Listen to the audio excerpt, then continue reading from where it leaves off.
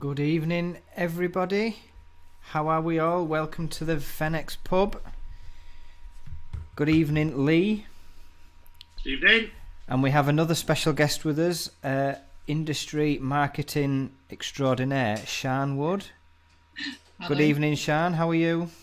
I'm good. How are you? I'm all right. It's Friday, which means we can have a beer and we can have a chinwag like we normally do. Let's just make sure we're going live on the right places. Yeah, we're on Facebook. There we go. So we're live on YouTube and Facebook.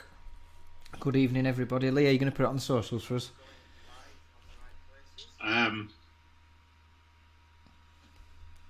Yes. Want to work out what I'm doing. Good man. Got technical issues today with my. Yes, Lee's only just made it. For anybody who's going to watch this back, Lee snuck in at the nick of time because his laptop decided to update just before the stream went on. So that was helpful. Might hear some noise in a minute from YouTube. Sorry. No, that's fine. That's fine. Lots to talk about this week, and some breaking news that's the Prime Minister gifted us with about R5 this afternoon with his plans about lockdown. So that's going to be fun.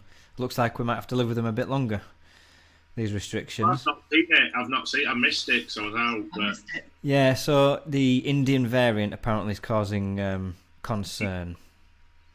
And they telemarked this a couple of days ago about the Indian variant. And I said to you, Lee, I said they're preparing the groundwork for some movement of the goalposts. Singapore went back into lockdown. Where? Singapore, and they've been pretty much completely open. And what's the problem with there? Is it the normal variant or is it an Indian variant over there that's causing? The Indian variant.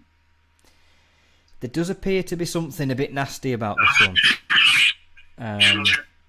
That's Lee's YouTube feedback. There does appear to be something a bit nasty about this Indian variant. Enough to cause problems. Go on, Lee. We need to wait for a few people to come on. Yeah, so. That's fine. I'm just going to share it on some groups while we're talking. So there's that.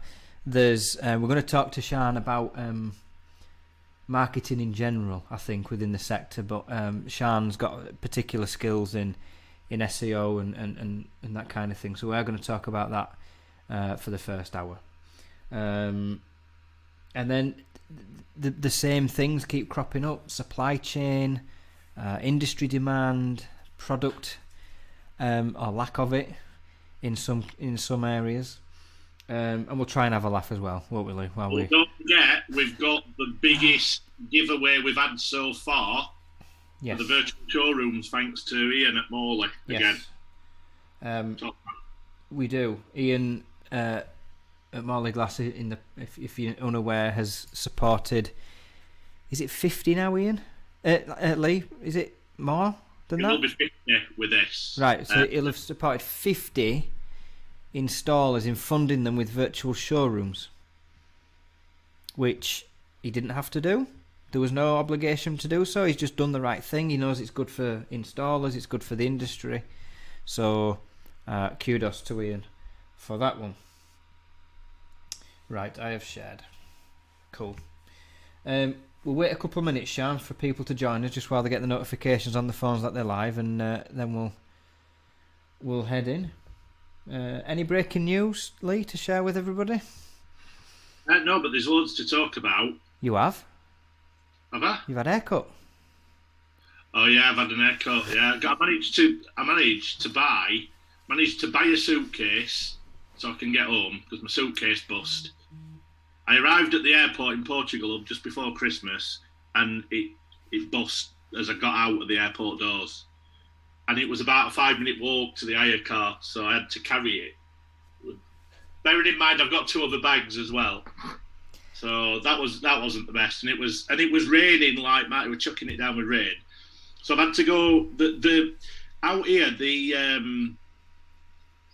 most of the smaller shops and bars and restaurants have been open again for a couple of weeks, but the shopping centres opened on Monday. So I went and got my suitcase, and then I went for an haircut because it was empty, and I didn't fancy waiting for 2 hours or 3 hours when I got home. Well, the queues have gone down. I don't know where things are like where you are, Sian.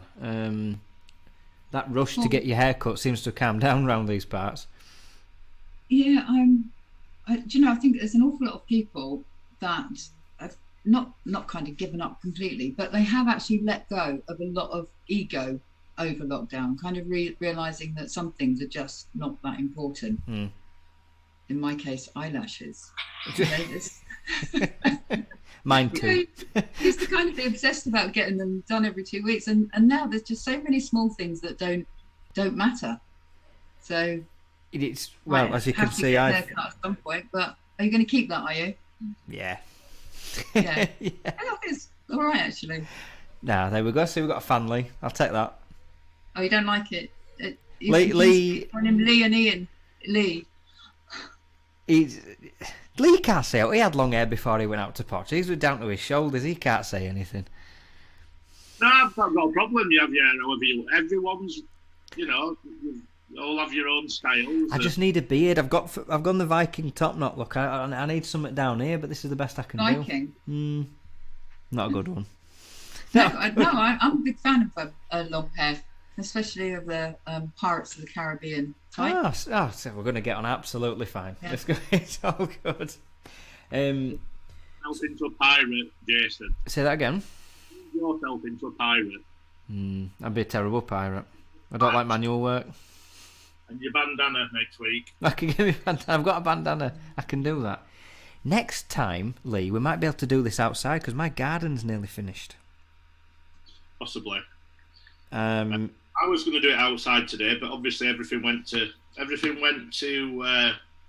pot with the computer issue. Indeed. So Callum's on. Evening, Callum.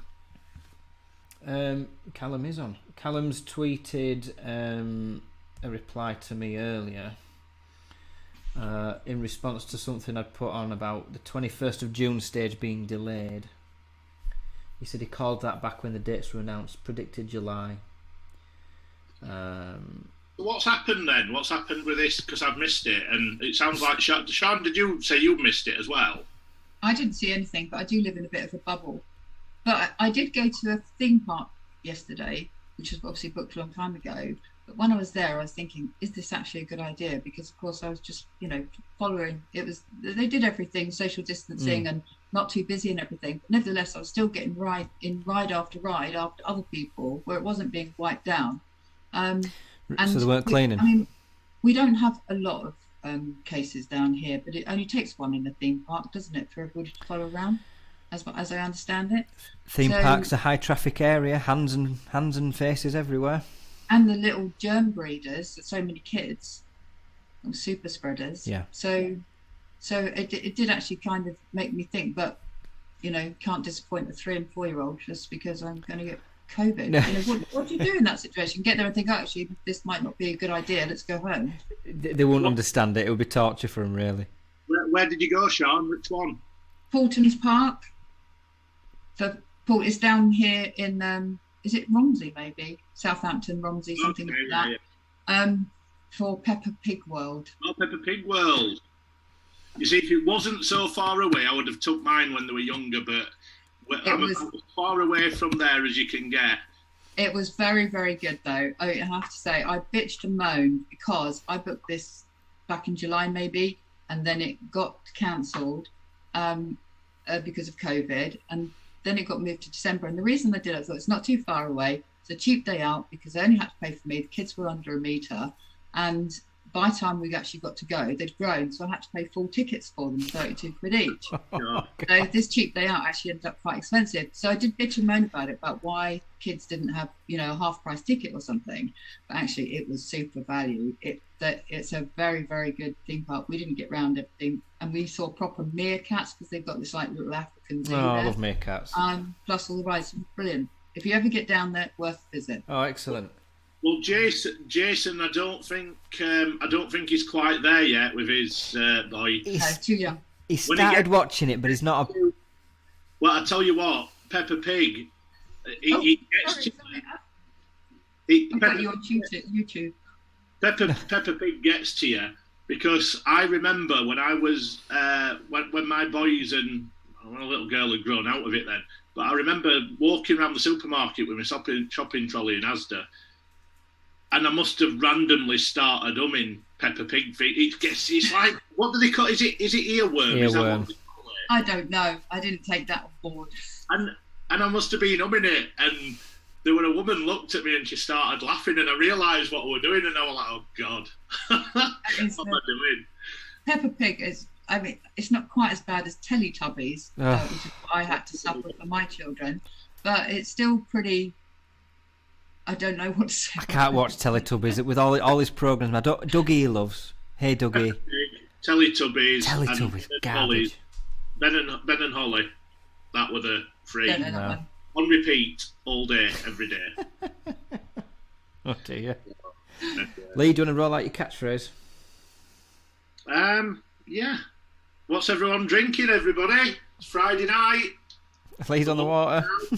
Yeah, I'm only on the squash, I'm afraid. Otherwise I'll start talking rubbish and think I sound all right, well, I'm on the jagged edge. I've even gone for budget water. I'm embarrassed.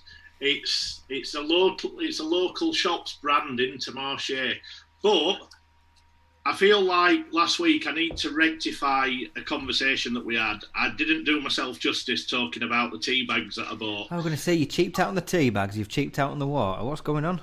It was Tetley's. It wasn't Typhoo, it was Tetley's, so it wasn't as bad.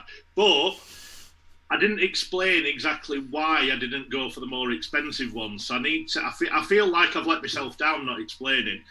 So the reason I went for the Tetley's rather than Yorkshire tea for the quality is because the Yorkshire tea box was 240 and I was expecting to get home. And the other one was only 40 tea bags. So I didn't want to pay €10 for 240 tea bags to have 20. So I was that disappointed when I got home. I still went and bought the tea bags, even though I'm going to leave most of them. So I went back and I bought the Yorkshire tea in the end. Do you feel better now? No. No, okay. Fair enough. I think we should ask Sian just to introduce a little bit for anybody who doesn't know. And can I just add, Sian is our first female guest, so thank you for taking the time tonight, Sian, to join us. It's okay. I'm happy to be here, especially for first female, because that's still not improved in the industry, really, is it? No, and I think that is something we should talk about. But if for those watching live and for those... Go on, Third. Third? What, Third, female on the show? Third lady, yes. We have had Debs at Colour Seal. Yes, when we were on Periscope. And God, that was a long time ago. And Sam from Thermoseal. Yes. But not a trailblazer, then. You are, though. You are, because you're the first... You're the dedicated marketing company. And neither of those, neither Sam or Debs weren't on video. They were just audio. Right, okay. Oh, yeah, they were just audio. Yeah, There you go, Sian. So, for anyone watching back, anyone watching live, Sian, what do you do and how do you do it? Okay, so what I specialise in now is local SEO for home improvement businesses.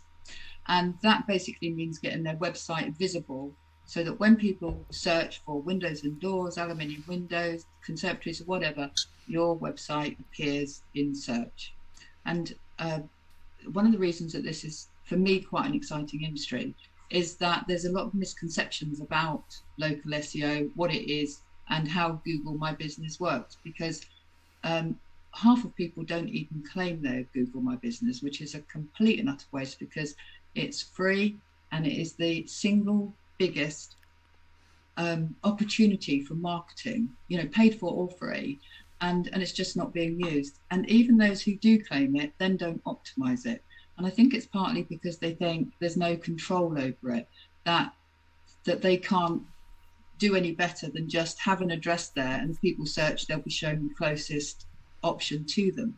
But it isn't like that. And I've been doing some tests, which I'm hopefully going to get onto video soon, where I've sat here and Googled certain terms, and if I Google windows and doors, then my nearest one will come up. But if I change that search term to say UPVC windows and doors, then it might give me something different. You can actually rank for hundreds and hundreds of terms if you optimize your website or your listing.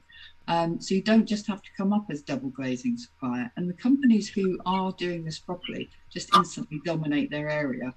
Unfortunately, other people do kind of realize that and then come on. But I mean, I'm a kind of stealth business. So, you know, and we talked about one company, but generally, you don't see people coming. All of a sudden, they're just there and they're growing. And you all have that opportunity to do that. So that's one of the reasons that I love it, is that it's there for everybody, whether you're just, you know, a single person, painter, decorator, gardener, whatever. You can still dominate those rankings, just and get yourself on the page one of Google, not just in 6 months as they say with SEO. You can literally get yourself onto page one of Google within a couple of hours. And we were talking off air just before we came on. You were telling us about a company. I think you said it was one of your first clients. It's literally my first client, a garage door company. I mean, I'll let you explain, but a hell of a success story there. Yeah. Well, Les openly kind of comments and I'm able to show his stats and everything, so I can talk about him. When he came to me for sales training, because that was what I was originally going to be doing. And he was bogged down by a 7-year-old website that just was buried by Google, and he was just kind of completely stuck with service calls and everything. And he's just so taken on board everything we've done, and he's now got a really solid, within just over a year, really solid garage business. And he's just so super to work with, because he's so open to, you know, trying everything. And when I first started, my expertise is this industry. There's not a lot I don't know about the sales and the consumers in it. So I was able to say to him, well, this is actually new to me, but let's give it a go. So I've been able to grow with him as he's been able to grow with me. And it's just kind of taken off. Everything that we do for local SEO has worked. It's just so super. And there's no hiding from it. You see the graphs, you do something, and then you see the action in Google Analytics or the Search Console. It's so important. The search, I mean, I've been doing some changes to my own site in the background over the last few days and weeks, because there was an algorithm, you'll know this, Sian, there was an algorithm change a few weeks ago. Absolutely. I got battered by it because it... Oh, yeah, because you've got reviews, haven't you? Yeah, although I'm not an actual review site, because I talk about product, it classes me as a review site. So I got immediately hit, it just went right off a cliff. So I had to do a lot of work to pull back up. And you're right, I mean, it took a few days to start seeing that, but it was as fast as it went down, it shot straight back up again. And it does work. You put the effort in with and it's not difficult once you learn and once you understand the reasons why, and obviously that's your job, you know, to explain and to teach. The results are amazing. I mean, you can get addicted, and I'm a massive nerd for this addicted. Kind of stuff, but I look on analytics and Search Console like every hour. I am that sad. But you like to see the progress. You know, it's there in black and white. You can see what's working and what isn't. Yeah, I mean, I've got one client, and actually I have his open most of the time, because he has people on the site all the time, and you can kind of watch them moving through the pages. And so I mean, I love that element of it, but also for me, the competitive element. But actually, while we're on the Google My Business subject, I want to say something, because I think that will help everybody. Yesterday, I spent 2 hours reporting national companies to try and get them removed off Google My Business, because they're using serviced offices or false addresses to create Google My Business areas. Really? Yeah, because something happened with one client, and I looked at it yesterday and thought, that's not right. There's not enough. I know that every day he has about 40 from organic Google to his homepage, and about 40 from Google My Business. And I looked at it and I thought, there's only 18 from Google My Business, something not right. And the Google My Business area was just dominated by solid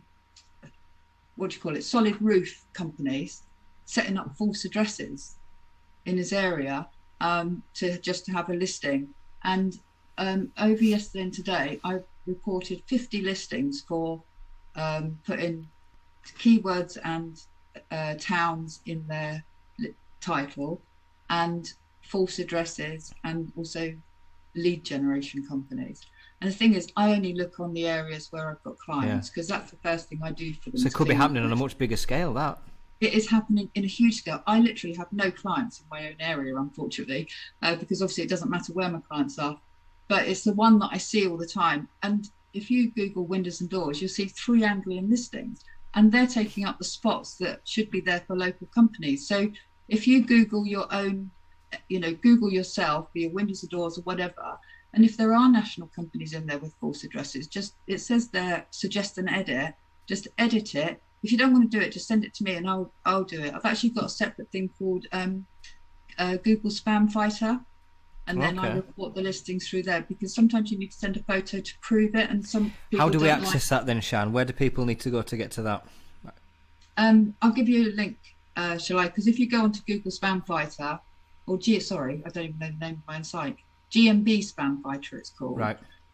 They can just fill in the form to send me the listing, and then I'll report it, because sometimes you might have to send a picture to show that it's a serviced office, and that stays on your Google account. And how quickly does Google remove these spam listings then? Well, from what I did yesterday and today, about half are already removed. And so it's quite quick. Pending review. Some of them are quite quick. I mean, I removed about 12. I didn't remove Howdens. Obviously, they're a bit big for removal. But all of the Howdens branches have the town name on them.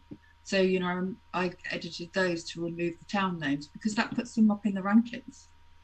And this is it. You've got people with knowledge, knowing how to manipulate the system, how to work the loopholes to their advantage. But obviously, has a negative impact on the people who are perhaps more deserving. That's what it's there for. They've got enough advantages, haven't they? These big national companies. But if they don't have an office in the town, they're not entitled to a Google My Business listing. That's it. I didn't know that. No, did not know that. Learned that. That's new. Yeah, so the address that's on your listing has to be from where you operate, and obviously a lot of our people don't want to show their address because they're not receiving people there. So you can have a listing for that, but the place that you're working out of has to be real. It has to be somewhere where the business is done. Yeah, I imagine you've been quite busy then, since in this period. You've got a lot of installers have had to embrace tech, they've had to go online, they've had to polish their offering online. I imagine you're quite busy at the moment with that kind of stuff. Well, I don't know that COVID has made a difference to how busy I was, because the industry was pretty confusing. Because at first you think, people are going to need me, they need to find business, and then they get so busy they haven't even got time to think about marketing. But this was another subject that we talking about, that there are people that are taking on fitters and recruiting new people with no idea when this bubble is going to burst, and is there any thought to how they're going to feed them come Christmas if the work dries up? And marketing is the way to do that. And I don't think it's just about COVID, it's about any time. We're terrible in this industry. And I also know that when I had business, I couldn't do it either. I didn't proactively plan my business, because you're so busy reacting to everything that you think that you're going to plan your business, but the phone rings and then a delivery doesn't turn up, and you're so busy fighting fires, you can't build a business. And I do think that this time, if you could just take a step back, is a great time to proactively decide what you want for your business, decide what you don't want for your business.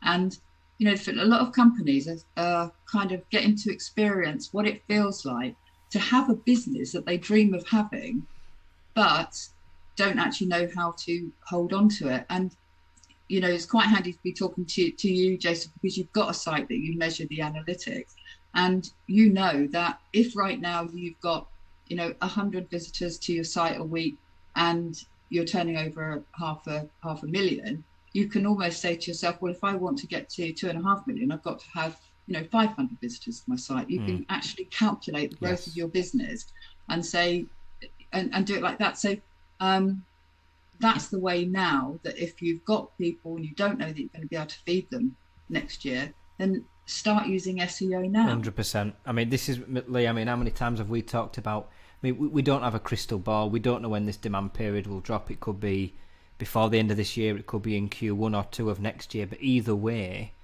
Lee, when it does drop, we have to figure out what comes next, don't we? Well, I mean, I've worked in advertising a long, long time. And people, and Sian said it absolutely perfectly, people react rather than being proactive. And I don't think you can do that moving forward. If you're waiting for the bubble to pop, and it will at some point, it always does. We always go in. You know, you'll have your ups and downs in any industry. You're going to be too late. You're going to be searching for work when it's too late, and everyone else is going to be in front of you, or most of them. I don't know. We seem to be a very reactive industry, and I think people need to. I think it's very easy to forget with how busy people are that you still need to keep doing the right things to stay busy. You might not for a few months, but that's not the norm.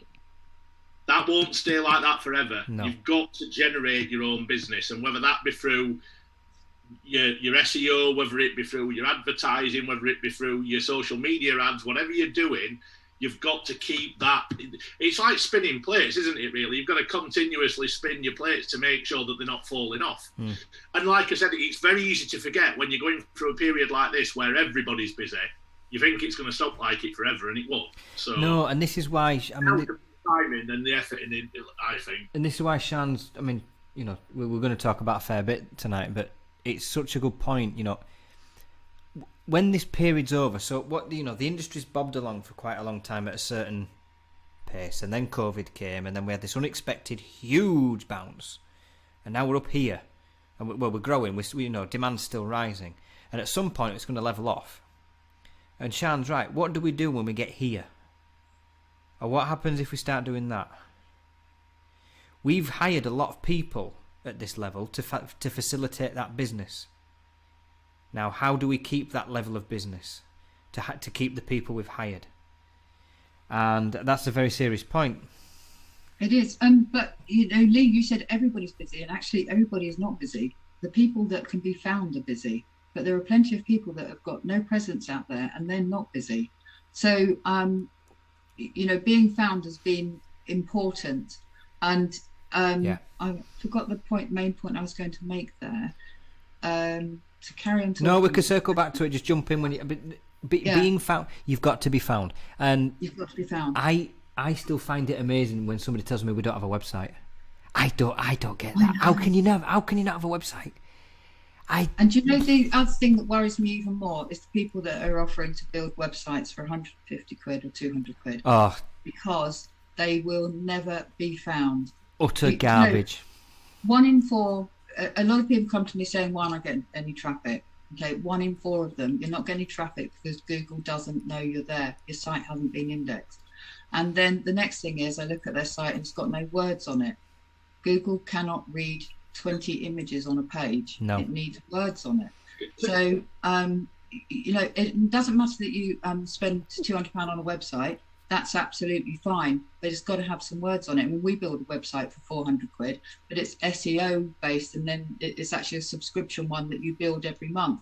But so yeah, spend 200 quid or build it on Wix for nothing, do whatever you like, but make sure it's got words on it. And if you want to rank for instance, windows and doors, which I'm sure most of you do, then somewhere you've got to have words that say windows and doors on your page several times in the meta title, which is what Google sees, in the description, in the URL, in the header, and 20-30 times on that page. I like this. Sian's talking my language. Lee's probably lost here, but I'm liking this language. It's cool. Oh, I'm smiling and laughing because it's funny because I've got a bit of beer. I've got a bit of a bee in my bonnet at the moment because I've seen this happen recently, and we've got some really good web designers in this industry. Some that are legitimately good, and they tell you the truth of this is what you need to do. This is what you're paying for. Mm-hmm. There's others that are banging out sites to get the work, whatever the price is, it doesn't matter. They've got a price point to get the work, and they're not filling it with the SEO and the right content because they're wanting them to come back and do some more work with them. So they're not selling them the entire product that they need. And this has been done, in my opinion, as you said, on purpose. I think it's been done intentionally, left out, for them to say, oh, well, we need to do this. And then it's the next batch of work that they wouldn't have paid for because they wanted it all done in one, and they thought it was all going to be done in one. And it's happening a lot, this, Sean. It's happening a lot, and I've seen it a lot over the last few weeks. Yeah, it is. But I don't always think it's about selling them more, because actually most of these designers that are selling them for 200 quid are just using templates, and actually they've got no idea about SEO. And what they're doing is selling a website which takes them a few hours to build, and that's not bad money if you've got a few of them. But the customer, our tradespeople, don't know that it's not about just building it and hoping people will come. It literally will never be seen if it doesn't have SEO on it. So it's just an online brochure, really. Yeah. But there may well be companies who then go to sell add-ons. But the problem is if you quote, say, £5,000 for a website, if you're going to properly SEO that website, you've got to quote another £5,000. No, we're not forgetting Bing. Bing is very important, but mostly if you do the good stuff on Google. I'm going to say Bing. I'm going to be blunt here. Bing is pointless. I looked at my analytics the other day. I looked at my total traffic for the entire year to date, and 5% came via Bing. I'm sorry, Bing is not even on the radar at the minute. It is on the radar, but do your Google and Bing will find. Yeah, it does. It does. 5%. Bing. Off at that, it all adds up. 5%. Yeah, it does. But I'm not going to get excited about Bing when 95% of my traffic comes from Google. I'm not. Just to say a quick hello to a few people before we carry on. We've got Paul Ogden. We've got Paul Roberts. Paul Roberts. The two Pauls. Mark Hickok and Ducky. Welcome, everyone. If there's anyone else, say hello, because I'm sure there's a few others. There's others watching. They're just keeping quiet for a minute. That's fine. They're probably having a nice wine, having a chill out watch. Listening to quite some. Actually, the insight we're getting from Shani is actually quite good. This, we're talking quite technically. I love this kind of stuff. Meta titles, SEO. I love it. There's a conversation for me and you, me and Jason, to have with you, Sean, outside of this, because we're a big believer in. We're trying to support the installation side of the business, even though we don't get revenue from that side. I think it's important for the industry that a lot of people, and I think we were talking about this starting, that not everybody's a business person. Tradespeople are tradespeople. They're not going to be experts in everything. Some might be brilliant at marketing, but others won't have a clue. And I think it's important that they get the support to be able to grow the business. So I think there is a conversation outside of this for us to have with you, because we're going to be supporting the installation side as much as we can. So we will as well. I'm happy to put together some, videos that show them how to do the basics and things like that.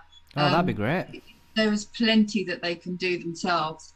But I wanted to come back to that point. We were talking about the, selling a cheap site so they can add on. And that, I'm not suggesting that small businesses ever pay £5,000 for a website, but, a decent sized one will pay that, and they do, and more. But if they then added on £5,000 for the SEO content, they've got a £10,000 website, and then the perception of the value isn't there for the buyer, even though it's actually of no value without it. So I think it is just that it's a completely different set of skills to design a website and to do the SEO. So I just worked with a company to deliver the content for a kitchen company, and I tell you what, that was such a super slick operation. I mean, do you know how many websites are out there built and actually haven't gone live because content hasn't been provided for them? I imagine millions. Yeah. And do you know, one of the customers I took on, they actually had a 7-year-old website with over 500 pages on it. Wow.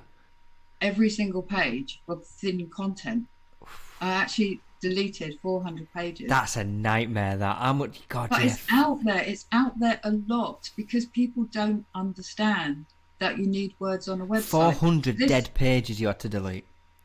Yeah, 400 Jesus. and put words on the other pages. So this one that I just delivered, and actually there was a problem with that because he went to the web company before he spoke to me.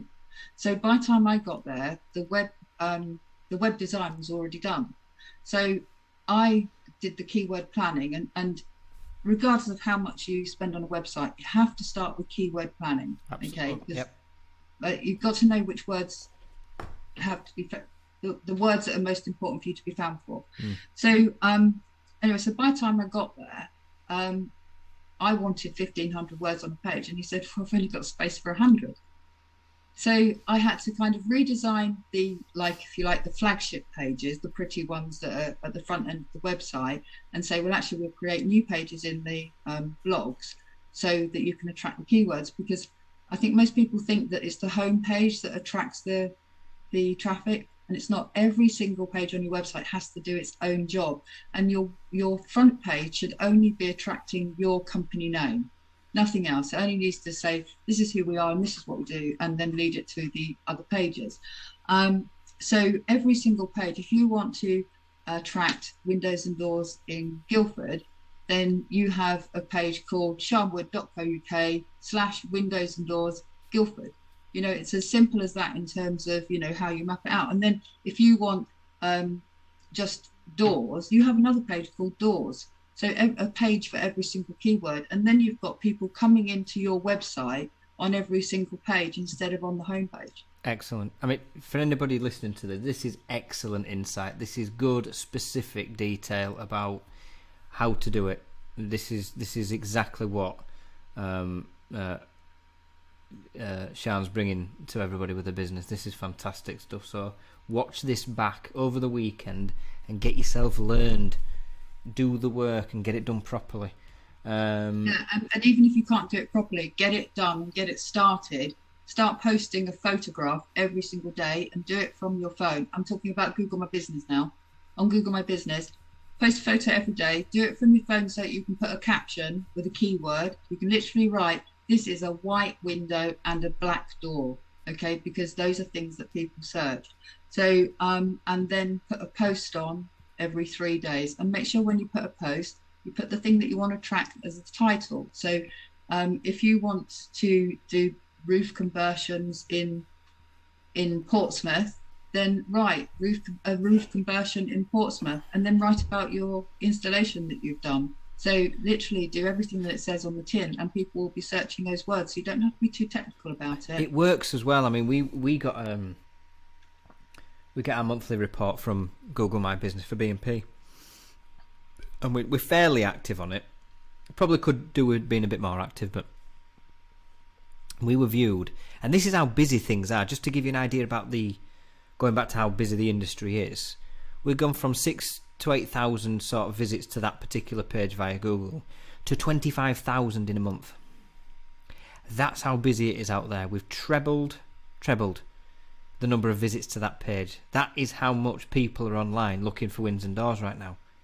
So if you're not addressing that part of your business, as Sian says, you need to be active on it. You need to get the work done. Do it, and it pays dividends. Yeah, it does. And do it now so that it's really paying off next year. 100%, exactly. Just to move away, because we like to talk a bit of non-industry stuff as well. Sian plays golf. Where do you play golf, Sian? Well, I haven't been playing much for the last 3 years, and I'm just about to join Boundary Lakes here in Hedge End. Okay. What's your handicap? Well, it's not very good because I think I'm Tiger Woods. Well, the thing is, if any do either of you play golf? I watch a bit. I'm not uber knowledgeable, but I can hold a conversation on it.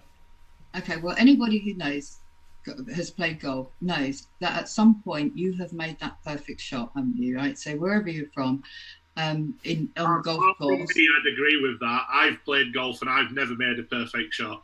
Have you not? Okay. Well, I do actually smack a really good ball, but the problem is every time I go for a shot, I can the time that I did it perfectly is much stronger in my mind than the 100 times I did it really badly. So I always go for it. Oh yeah, I can get over those trees, no problem at all. And then by the time I've lost 3 balls, I've duffed that hole. But I can't help it. It's just not in me to play safe. And so the problem is I actually play off like 25, but when I get into a competition and my mind's kind of made up that I'm going for it, so I'm horribly competitive. So I get zoomed in on my focus, and every shot is perfect, and then I'm a complete and utter bandit, and I just can't help it. And then the next time I go out, people are wondering how I've got a 26 handicap because I've lost the balls in the lake. But I can't see. I don't know. I did think I might get some lessons and try and settle down and do it properly. So you're too powerful, Sian. That's what you're saying. You've got too much power. Well, if I had to play golf on a course where they didn't allow drivers or the holes were too short, I wouldn't bother. Oh dear. I like to hit it a long way, and so I need to slow down. And that's the fun, though, isn't it? Battering a golf Yeah. ball about 500,000 yards. That's the best bit. Well, it is, and the reason I play golf is because I used to be a 10-pin bowler, and I bowled for England. I bowled all over the world. Oh, cool. Okay. And at some point they used to call me the Tim Henman of bowling because I couldn't win a tournament. Oh. If you remember his face, Yeah, you might be a bit too young to remember that. And a couple of times I would lead tournaments by hundreds of pins, but you get in the final or step ladder or a round robin, and I would just start bowling as if I've never picked up a bowling ball in my life, especially if there's a TV camera around. And we're in Thailand in the World Cup, and Flipping heck. Okay, this is cool. I was bowling out of my box. Seriously, I was averaging about 220, and the TV cameras were behind me, and they were going, and the surprise hit was Sian Wood from England. That's amazing. That's fantastic.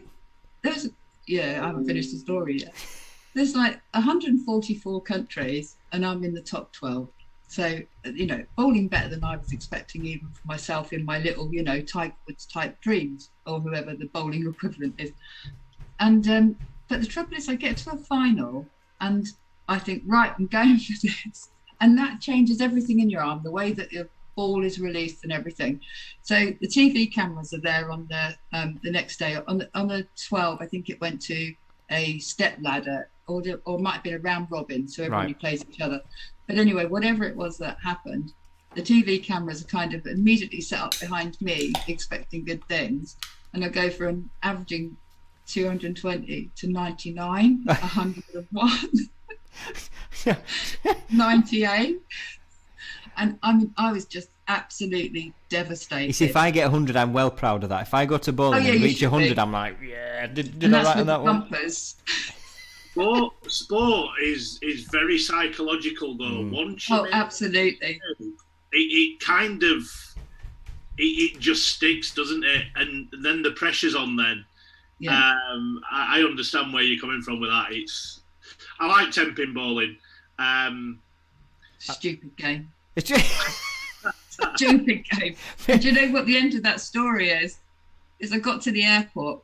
We travelled with 4 16-pound balls. Yeah, because you have three balls for, depending on whether the lanes are dry, medium, or oily, and then you have a ball that just goes straight for hitting your spares. And the Americans actually have more balls drilled while they're there at the tournament once they find what the lane conditions are. So anyway, they always let you in the country with the weight, but they never bloody let you out. So we got to the airport in Thailand, and they weighed my balls, and I think they wanted something like 250 quid. Oh, you got to pay to leave. And I just went, sod it, and I dumped them in the bin there and left them in Thailand, never bowled again. Oh no, never bowled again after that? I took up golf, where I'm exactly the same. I get to the last 3 holes thinking I'm going to, Oh, that's a shame. have 80 now, and then I take 10 on a par 3.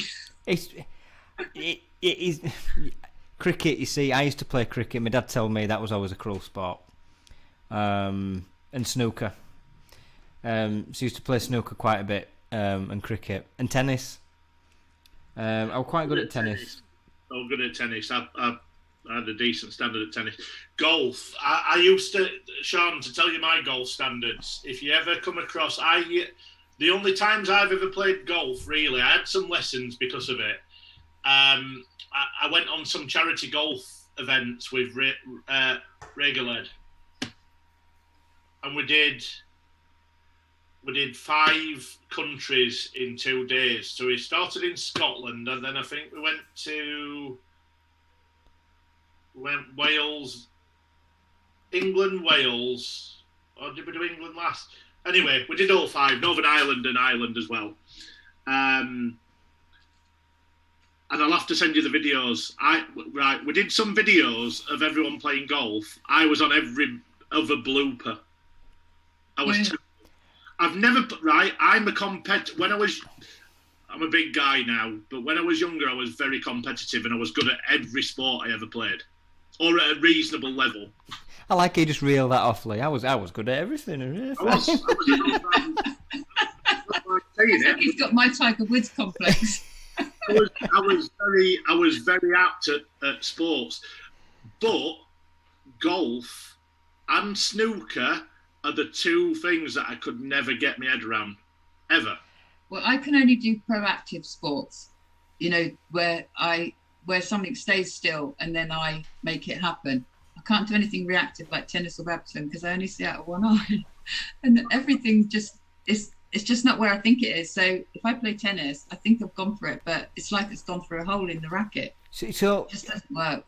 What, are you impaired vision on one eye, or what's? Yeah, I just don't see out of it. Oh, wow. So my field of vision is kind of like that instead of in front of me. Wow. And so I was a chucker. I was like discus and javelin champion. Champion at school. So I've always been a bit of a chucker. But anything that comes at me, not a chance at all. I was quite good at tennis. I regret not pursuing that further. The coaches at school told me I should have gone trials for a club as well, as because I used to play for school. But they said you need to join a club really and start playing and get into that circuit. But for whatever reason, I don't know why. I should have done really. I never really progressed with it. I used to play cricket when I was younger. I enjoyed that. I miss playing cricket now. Actually, that's one thing I do miss. So when Spencer's old enough, I can't wait to take him to cricket. And maybe if there's a knackered old adults team I can join and just chuck a few balls somewhere, I'll probably join that. But no, cricket I used to love playing. You don't get knackered as you get older. Say that again. You don't have to join a knackered older person's club. Shan, I'm knackered now. There's no joining. There's no way I'm joining a healthy person's cricket club. I'll be. You get a new lease of life when the kids get a bit older. Yeah, I'm miles away from that. Don't tempt me with that. He's only 2. He's not even 2. He's 2 in July. He's currently pounding. If you can hear a pounding up and down, he's awake again. For some reason, he's gone through the. I don't know why. Every time we do a live feed, Lee, it's like he knows, and he just wants to play up every other Friday. It's just I'm not going to sleep. I'm just going to trample up and down like an elephant. I haven't heard him. Do you know what I used to do to my kids when they were small? Because we used to be bowling on their birthdays or whatever, so we never got a birthday party at home. But we used to put them in one of those baby walkers, the round things, and it had a dog's lead on it. So the kids just used to get led around on these dog's leads in those walkers, and while we were bowling, other people would take them and just lead them around like dogs. Oh, we've got some comments on YouTube. Callum, I've played cricket. Yeah, I know. I've played cricket and tennis for county teams in my teen years. That's cool. Kev, haha, at Jace, didn't need to duck for the bouncers. Piss off, Kev. I'm only... Shan's never met. I'm not the tallest person in the world. Kev's shorter than me. Kev's shorter than me. He can't say anything. Unbelievable. Paul Roberts, I've managed to keep the drinking up. Not lost it. I like that, Paul. That's my sport nowadays. I met Paul...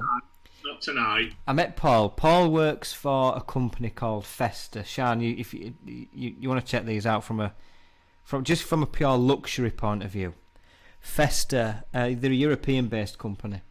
I've been looking at them this week, funnily enough. They do some outstanding entrance doors. I mean, super luxury, super high-end, pivot doors. I went to their showroom in Huddersfield. They're revamping a unit in the city centre. And I tell you what, some absolutely insane doors they've got up there. All pivot doors, recessed handles, LED lighting, fingerprint tech. They can do stone and ceramic finishes on the doors, so they weigh an absolute ton. But they're not cheap, but they are kings of doors. They are absolutely superb. Paul's good. Hug Monster Robbie. I don't know what you mean by that, Kev. Hug Monster Robbie. Do you know Paul? I've no idea. Anyway. So whilst Lee's looking at his phone. I'm just reading comments. Alright, fair enough. Okay. That daisy cutters. We were just we were going to touch on it. So just as we were coming on air, Boris Johnson, just to pivot again to a different subject. Yeah. The Indian variant is causing concern. That is what we're being told. And to be fair, the Indian variant has ravaged India. That poor country is in an absolutely sorry state.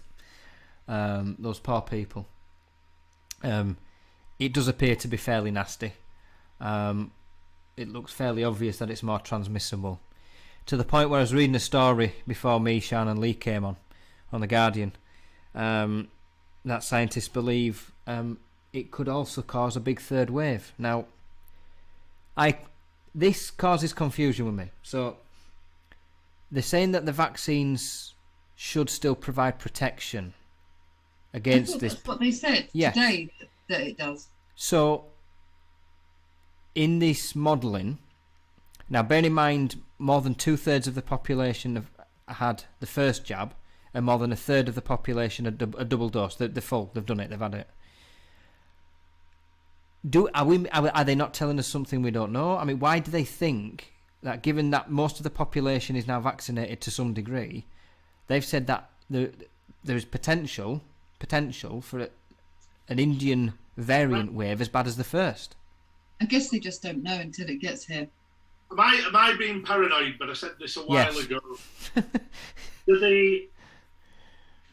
Are they expecting the vaccine not to fully work? Because I don't think they seem to be coming up with a lot of excuses, even pre-vaccination.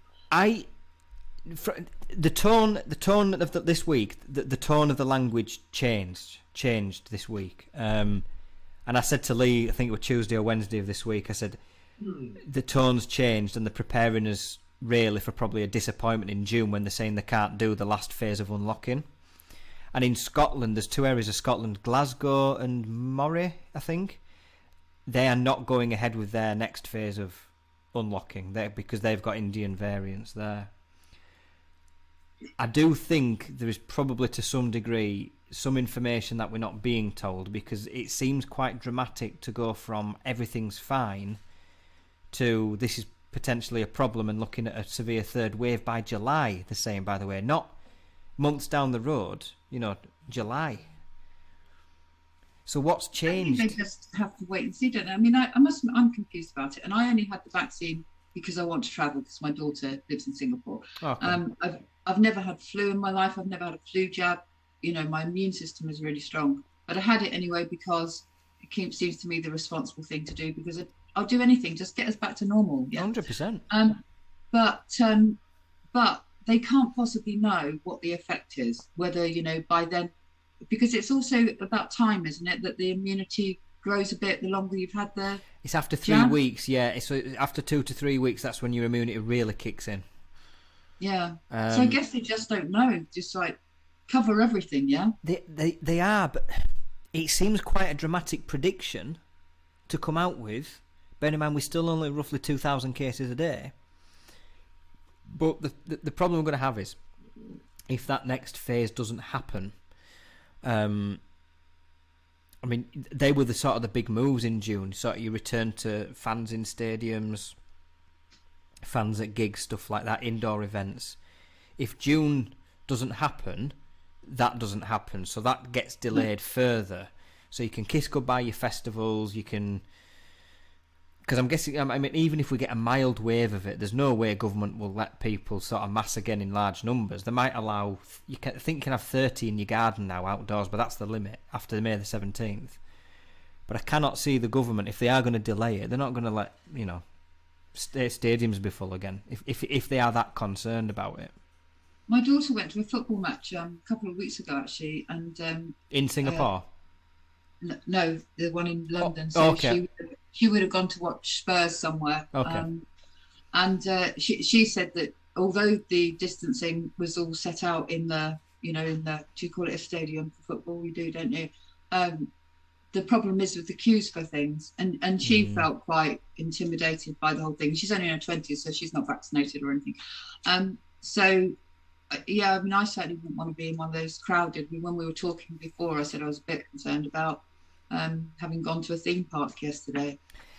There seems to be, I had a day off. I had my first day off all year last year because it was my wife's birthday, and we went to a restaurant. It was our first meal out since January, February of last year, but it was outdoors. It was only two of us. It was lunchtime and it was Thursday, so it was dead.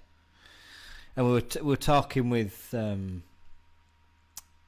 just the waitress who was serving us at the time, and we were talking about how, are you busy and have you got lots of bookings? And she said, see, people seem to be quite hesitant about the indoor bookings. She says they've got loads of outdoor, but she says it does feel like people are still very cautious. Even though now you can book to go indoors, they're not being swamped by bookings. But the trouble is, it's no fun, is it? It's no fun eating out anymore. The waitresses are like guard dogs now. They're not. It's not hospitality anymore. It's no fun. No. And the couple of times that I've been out for dinner during restrictions, I've just thought I would rather have got a takeaway and stayed at home or cooked at home myself, because there's no social. I don't like feeling that I have to stay in my seat all the time.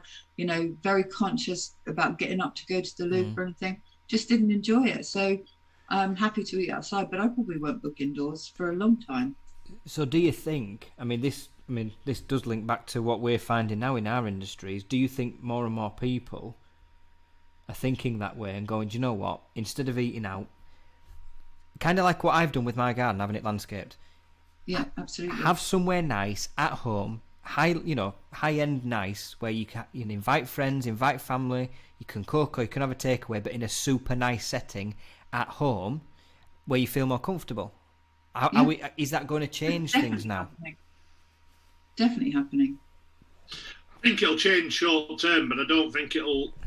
I think things will swing back round if it gets back to semi-normality. Do you think pubs will ever be the same, though? No, I don't. I don't think they will. I don't think pubs will ever be quite the same. Well, pubs, if I go deep into pubs are different. I think the smoking ban's crippled pubs. Once the smoking ban went, by the way, I'm all for smoke. I don't smoke, so it was fantastic for me. I didn't come home smelling of smoke, but it killed the pub industry.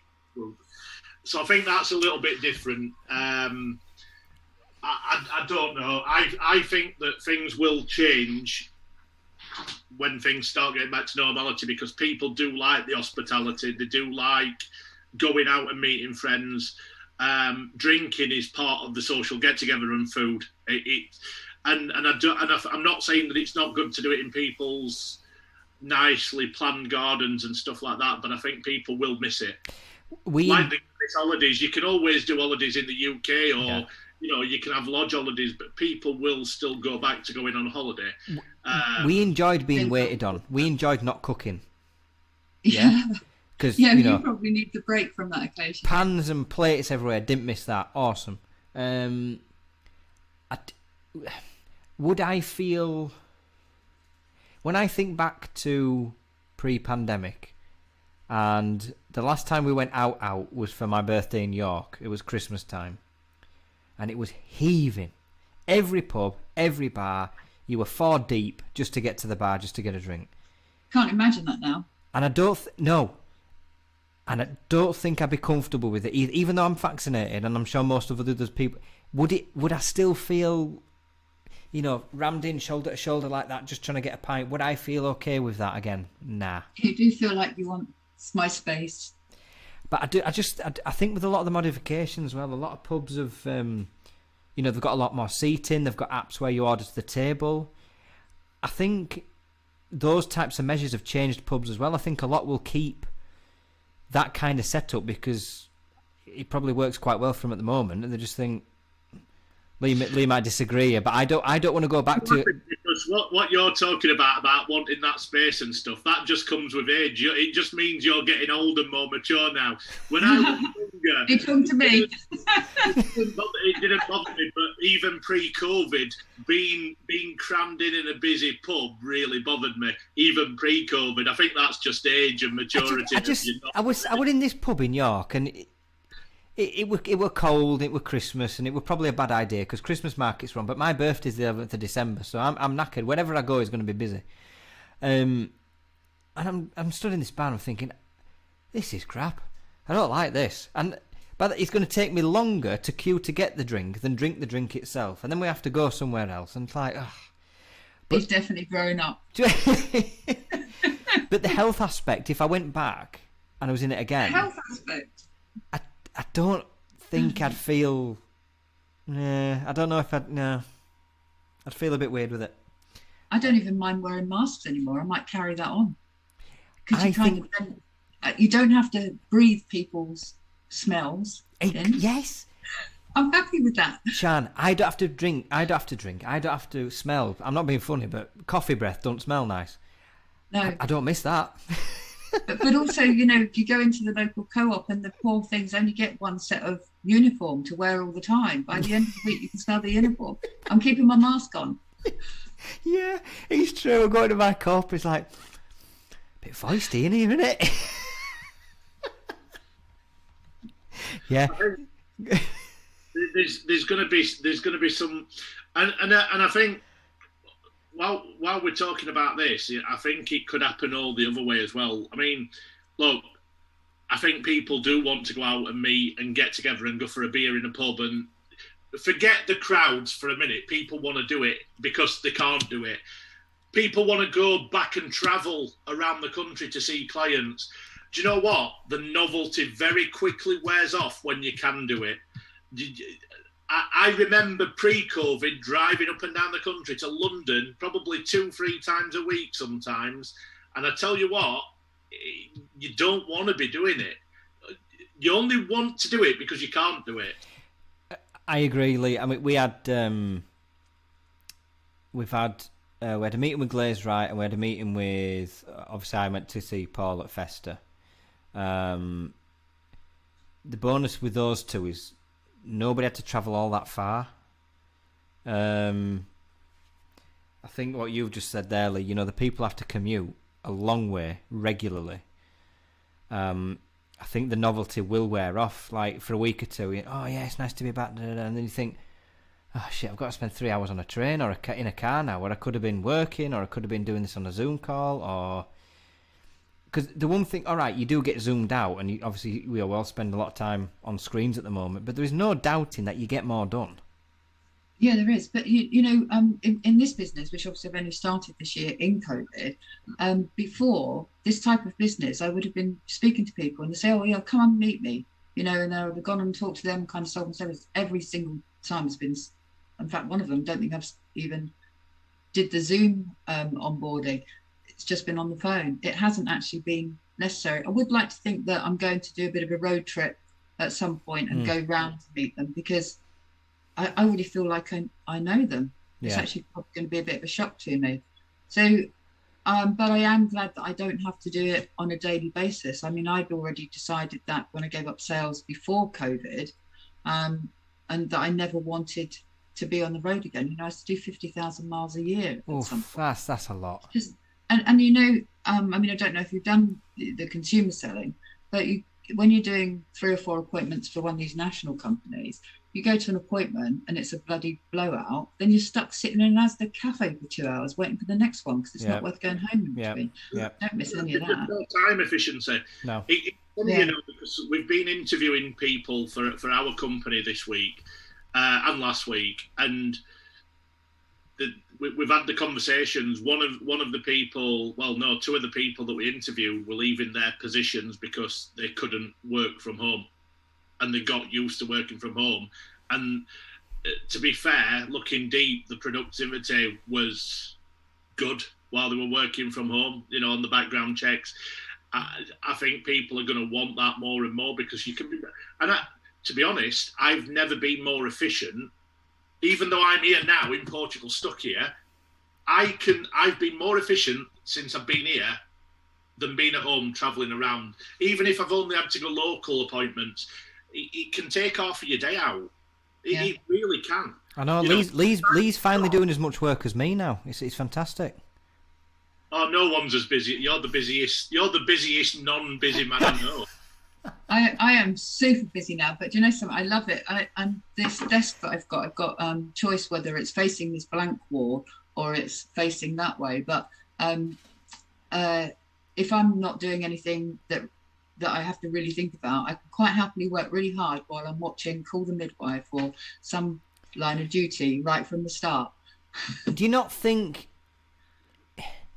Yeah, I mean, see, the only ones who probably don't like working from home, and this is a bit of a generalisation, but I suppose those with young kids, toddlers, 6, 7, 8-year-olds, especially in the school holidays when they're at home, because they've got to be entertained every day. That's got to be tough. If you're old enough where your kids are old enough to look after themselves, teenagers, or they might have moved out, or you don't have kids at all, that's how much. I mean, you probably love working from home because you don't have to commute, you save your money, you've got all the time in the world. Like you've just said, Sian, you can have something on the TV in the background, and actually, it's a happier place to work. If you don't mind working on your own, and you don't mind, people saying, "Yeah, but you can't gel with teammates if you're not in an office." I disagree with that because I think you can. I've got 2 girls in their 20s with their partners, and they're all professionals. They're actually desperate to get back to work. But they're finding a balance of going to work 2 or 3 days because they do want the interaction, but also they want to be saying to the boss, "Here I am, I'm keen, I'm showing up," because I think they're a bit worried about getting lost if they're not seen. Which, if you're a good company, you shouldn't allow that to happen. And I say this, and the reason I'm saying this is me and Lee have built up a team at Fenix, and we haven't met yet. We've all, it's all been Zoom calls and phone calls and everything else. But I tell you what, we have a hell of a bond, don't we, Lee? We have a hell of a bond, a good company culture. Everybody speaks to everybody every day. We all know what's going on. So to those who say you can have that atmosphere if you've got the right people and you've got the right communication.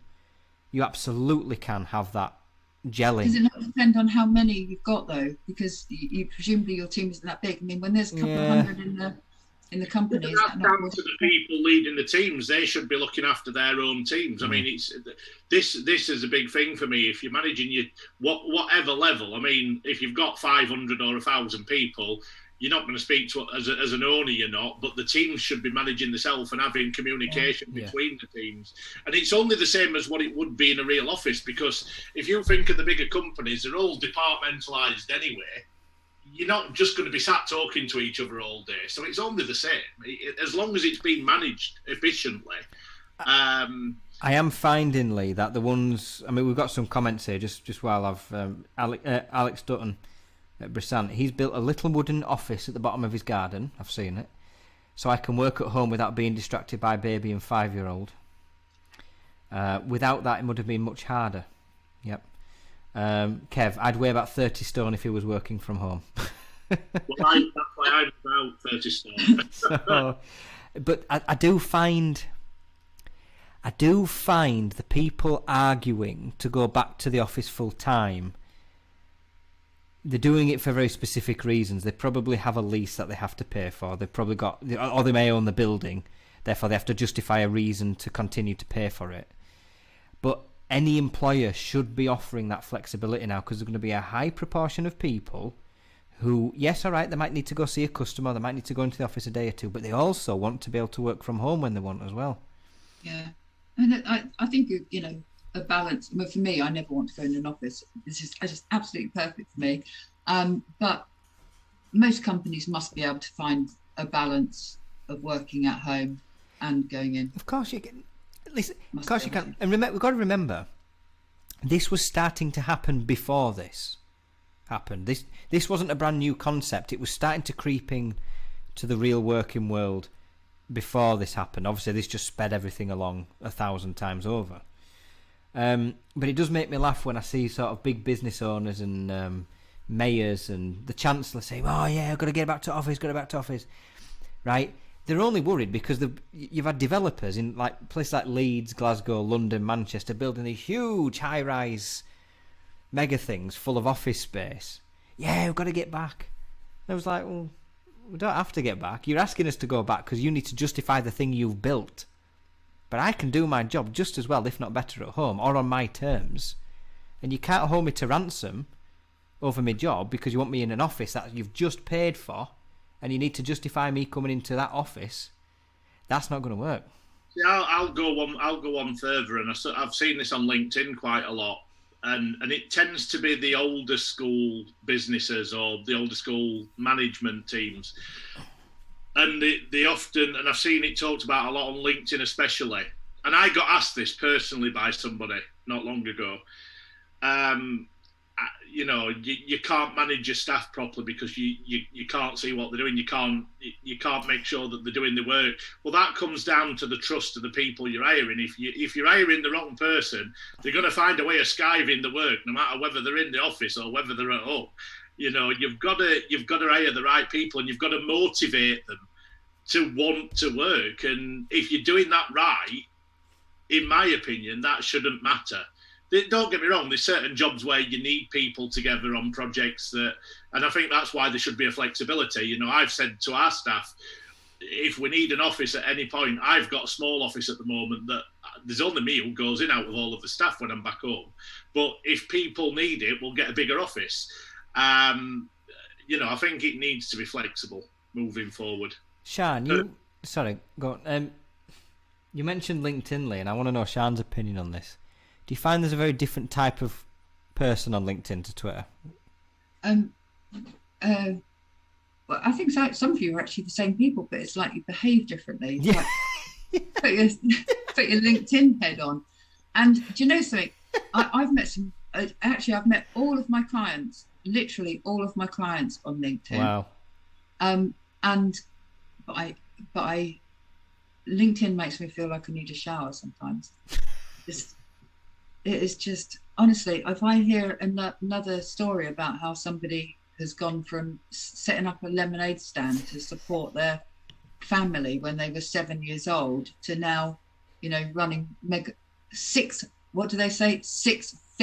business, like, just does my head in. And those polls, those bloody polls. Yeah. And do you know something? I mean, I am practically invisible on LinkedIn. And I do actually post some really good stuff. I know I post some really good stuff because people email me, they inbox me to tell me that, but they don't like to comment. No, they won't say it in public. I mean, I've tried to attract kind of genuine people. I just will not do the stuff that makes me feel sick to write to. Just won't do it. In fact, I even put a post up on that the other day that I'm not prepared to do it. Here I am, just showing up small, because the fear isn't of showing up, is it? It's of showing up small, and we have to do that to get started. So you are invisible, you post, and it's like, nobody's seen me. So I said, I'm here. Sian's just said there, Lee, I've said this to you. I cannot stand the motivational, inspirational, I was this and now I'm that, and oh God, it just shut up. I'm interested for this. I think people, there's some inspirational stuff, and listen, I work for a lot of. It's sickening. A lot of it. It's sickening. You can tell when there's a couple of LinkedIn gurus that run these courses, and you know when they've done their new release, because all the new LinkedIn people come in with the same story of how they were poor and couldn't pay the bills, and now they're doing this and that and everything. So much oversharing, serious oversharing, and I just can't stand it. So I have these little phases, and I've had a whole year off of it because obviously I didn't know what I was doing with my business when COVID happened anyway. But I've come back to it, and again, I've met some lovely people, but because nobody would want people to know that they're consulting me about SEO, they inbox me. So you do kind of have to keep showing up if that's where your business is. But let's face it, for most of our people that we help, their business is not on LinkedIn or on Twitter or even on Facebook. They're connecting with other people in the industry, so they're not there to kind of sell to the customers. Oh no, I went off for that. There is one person I wanted to talk about, mentioning no names. I think he's an out and out absolute loudmouth bully, and I can't stand it. And there is a problem that if you challenge these bullies on LinkedIn, then it's like throwing a cat into a hen coop, isn't it? And I did make that mistake once of suggesting that we need to teach people resilience. Wow, that didn't go down well. So I don't tend to comment now when I think somebody's being a bully or, whatever, because we pass it by, don't we? But the problem is, there's too many people like us who are passing it by. And it's not being coward. We don't go on LinkedIn for a fight, do we? No, we're just choosing to be quiet because we don't want the backlash. No. But they still get all of these people saying, "Oh, well said, well said." What are they reading? So they get this following, and it actually validates them. So the next day they post more. But have you read what they're reading? A lot of it's nonsense anyway. A lot of it's nonsense. They say a lot, but what's the saying? You talk a lot, but say very little. It's just rambling on of nonsensical crap. Ranty, I just can't stand it. But at the same time, Hitler had a following, didn't he? Yeah. How obscure what they think. They get a following. And I think it's really worrying that these people just grow. They've got and become influencers when I hate that word. And people class me as that because I get it why, because I've got a decent following on social media and I get decent traffic. I friggin' hate that word, influencer. That's another influencers. It all wraps up into this social media bollocks about. I can't stand it. Jason, your hair suit's an influencer with your little man bun. I was going to say that, but I just thought, no, I don't know him well enough. Keep quiet. No, don't hold back. Hey, listen, I've got a specific outlay on life, and it's one I've lived by. Bless him, I had my granddad's funeral this week, and I spent a lot of time with my granddad, and my other grandparents have passed away. Spent a lot of time with them, and my dad. They had a very straightforward outlook on life. Don't stand for bullies, no matter what. If you see people being bullied, always make a stand. And I can't help it. I'm like a red rag to a bull. You've stepped in a couple of times in online, haven't you, Lee? I can't condone it. I think there's some nasty people that wouldn't say boo to a goose, especially on social media, just bouncing animosity around, and they don't know what harm they're doing. And they wouldn't. Don't get me wrong, there's a couple of brash people who probably would say it to people's faces, but there's a lot of people that have been very, very vicious that wouldn't say anything to people's face, and I despise that in a character of a person. And I'm the trolls that hide. I mean, they are just vermin. But there are some people that are just being openly themselves and think that's the way. Well, I mean, maybe it is working for them because they are finding their following. But it's that following, though, isn't it? Are they attracting all the bad people? Like you said, Hitler had a following once, but let's face it, it's not a good following. It isn't. It doesn't mean he was right, does it? But no. Enough people will think he's right. It doesn't matter what they're posting, whether they're COVID deniers or any ranty kind of thing. They will find their people. I mean, I don't know your opinion. I mean, I find social media to be the best and the worst place all at the same time. Well, Facebook has been. I mean, all the things that I've learned. I mean, I've practically done a degree in web development and SEO and everything, and I'm in a lot of really, really good groups on Facebook. And they're they're great. Apart from that, I don't tend to use a lot of social media. I have little phases of it, but I have to think in two different ways. So, because for my clients, I have to think, business to consumer, and for myself, I have to think business to business, and it is two very, very different things. Oh yeah. I answered a question in a forum once, and when you press send and you instantly regret. When you're unsure and you think, do I? I was in. I'm part of the Certas Trade Association forum, and they were just asking a very simple question about. They wanted people's opinions. This was in the lockdown that started in January. It wasn't a loaded question. They just wanted opinions on whether people thought installers should be allowed to work in homes or not. Now, in Scotland, they'd stopped it. In England, they hadn't. So obviously, there was a big debate going on about that.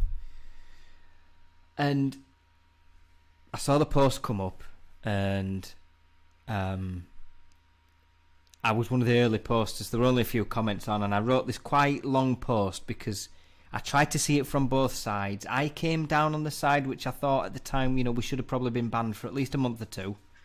Oh, Jesus. Like that. It was just vile what happened afterwards. Name calling. We're depriving them of their livelihood. I messaged Certas privately. I said, look, you probably want to keep an eye on this thread because it's getting pretty heated. And they said to me afterwards, you could tell they were hesitant to even ask the question, but they were speaking with government, so they needed to go with opinions, so they had something to inform government on. And I said to Lee, I've left a comment on a forum and I instantly regret it because it was long as well. Wherever you go. But no, I said it really diplomatically. I tried to see it from both sides. I just said at the time, I think in the end, paraphrasing, because things were so bad that time, it probably warranted not working for a while in people's homes. I didn't make a strong case for it. I just said that's my side of the, and that's it. I didn't call anybody names. I didn't say you're a dickhead because I don't like your opinion. But I texted Lee and I regret this instantly because there were about 14 or 15 replies to my comment, and I'm like, oh, what have I done?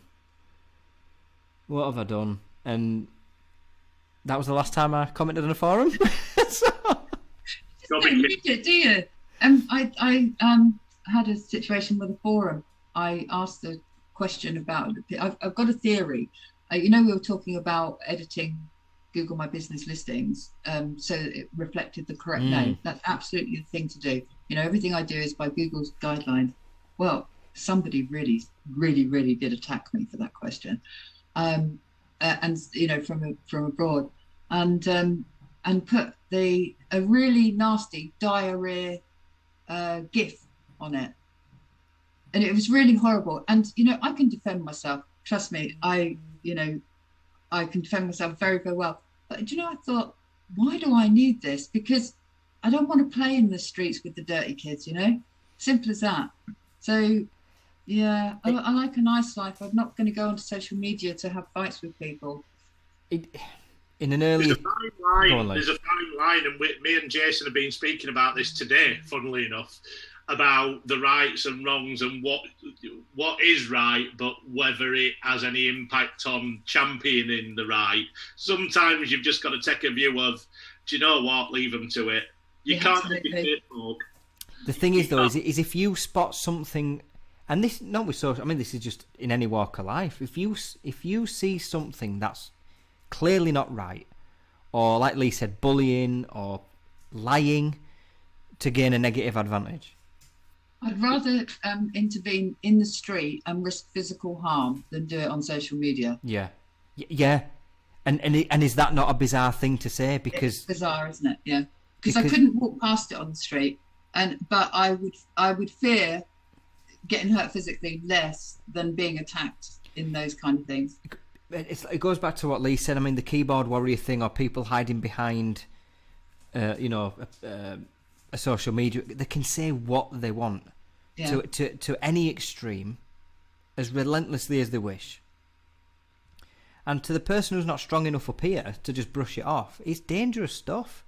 I mean, this week, it's been this week's been Mental Health Awareness Week, and it's an important subject given how much pressure everybody's under with how busy we are, and we're still in a pandemic and everything else. It's quite it's been quite a pertinent topic, but yeah, that loses its strength as well when everybody on LinkedIn uses it as a reason to post and get likes.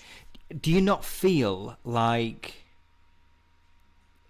there is a definite trend of people jumping on causes like that? Definitely. Almost from an advertising point of view.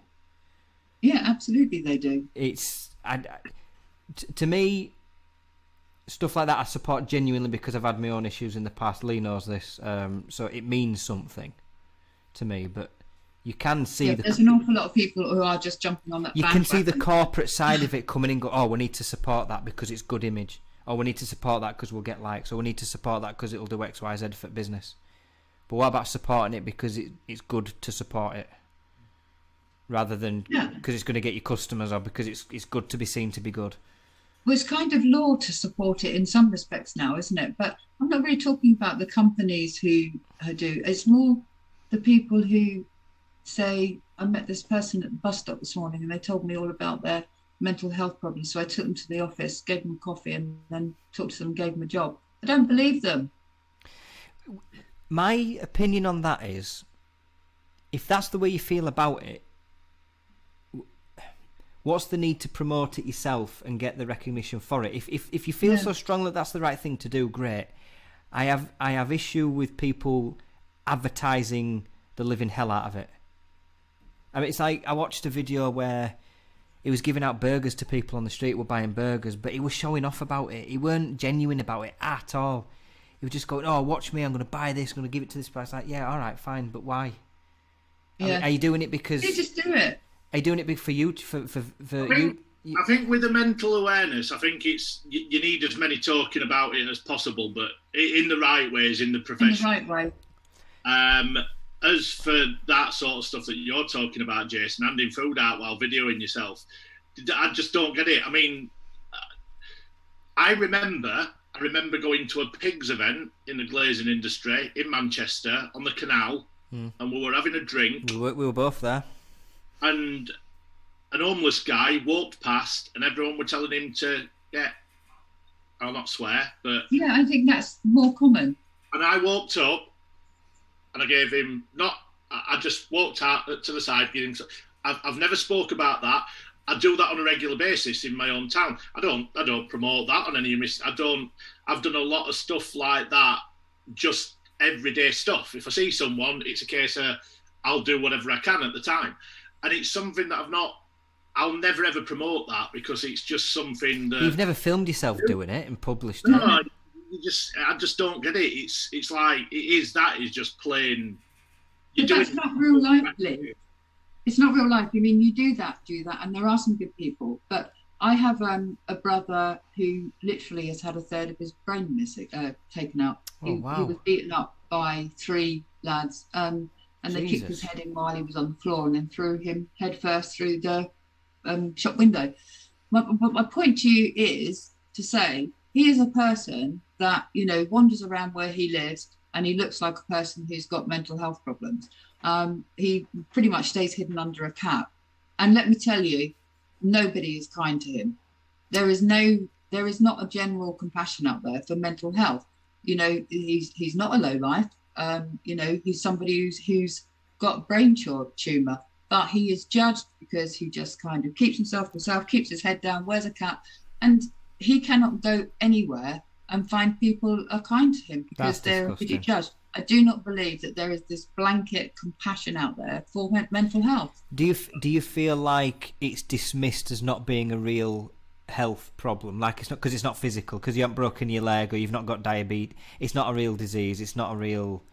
I think there's a lot of recognition for mental health being a real thing now, but I think there's a lot of confusion about, what is kind of a chemical depression or mental health, and what is somebody who's a little bit low because they've broken up with their boyfriend or girlfriend or whatever. And I think there's a lot of confusion about the difference between that and validating the feelings of people for either one. And I'm not going to say my opinion on either one, because it's just one of those things where you can easily walk into a trap by saying the wrong thing. And all I'm saying is there's just not enough clarification about really what mental health is and the difference between mental health issues and depression or feeling a little bit sad. They're all valid, but they need different treatments. I feel like, Lee, I don't know your opinion on this, but I feel like we're finding out more about the human condition as we go along. I think we're finding out more about how we work,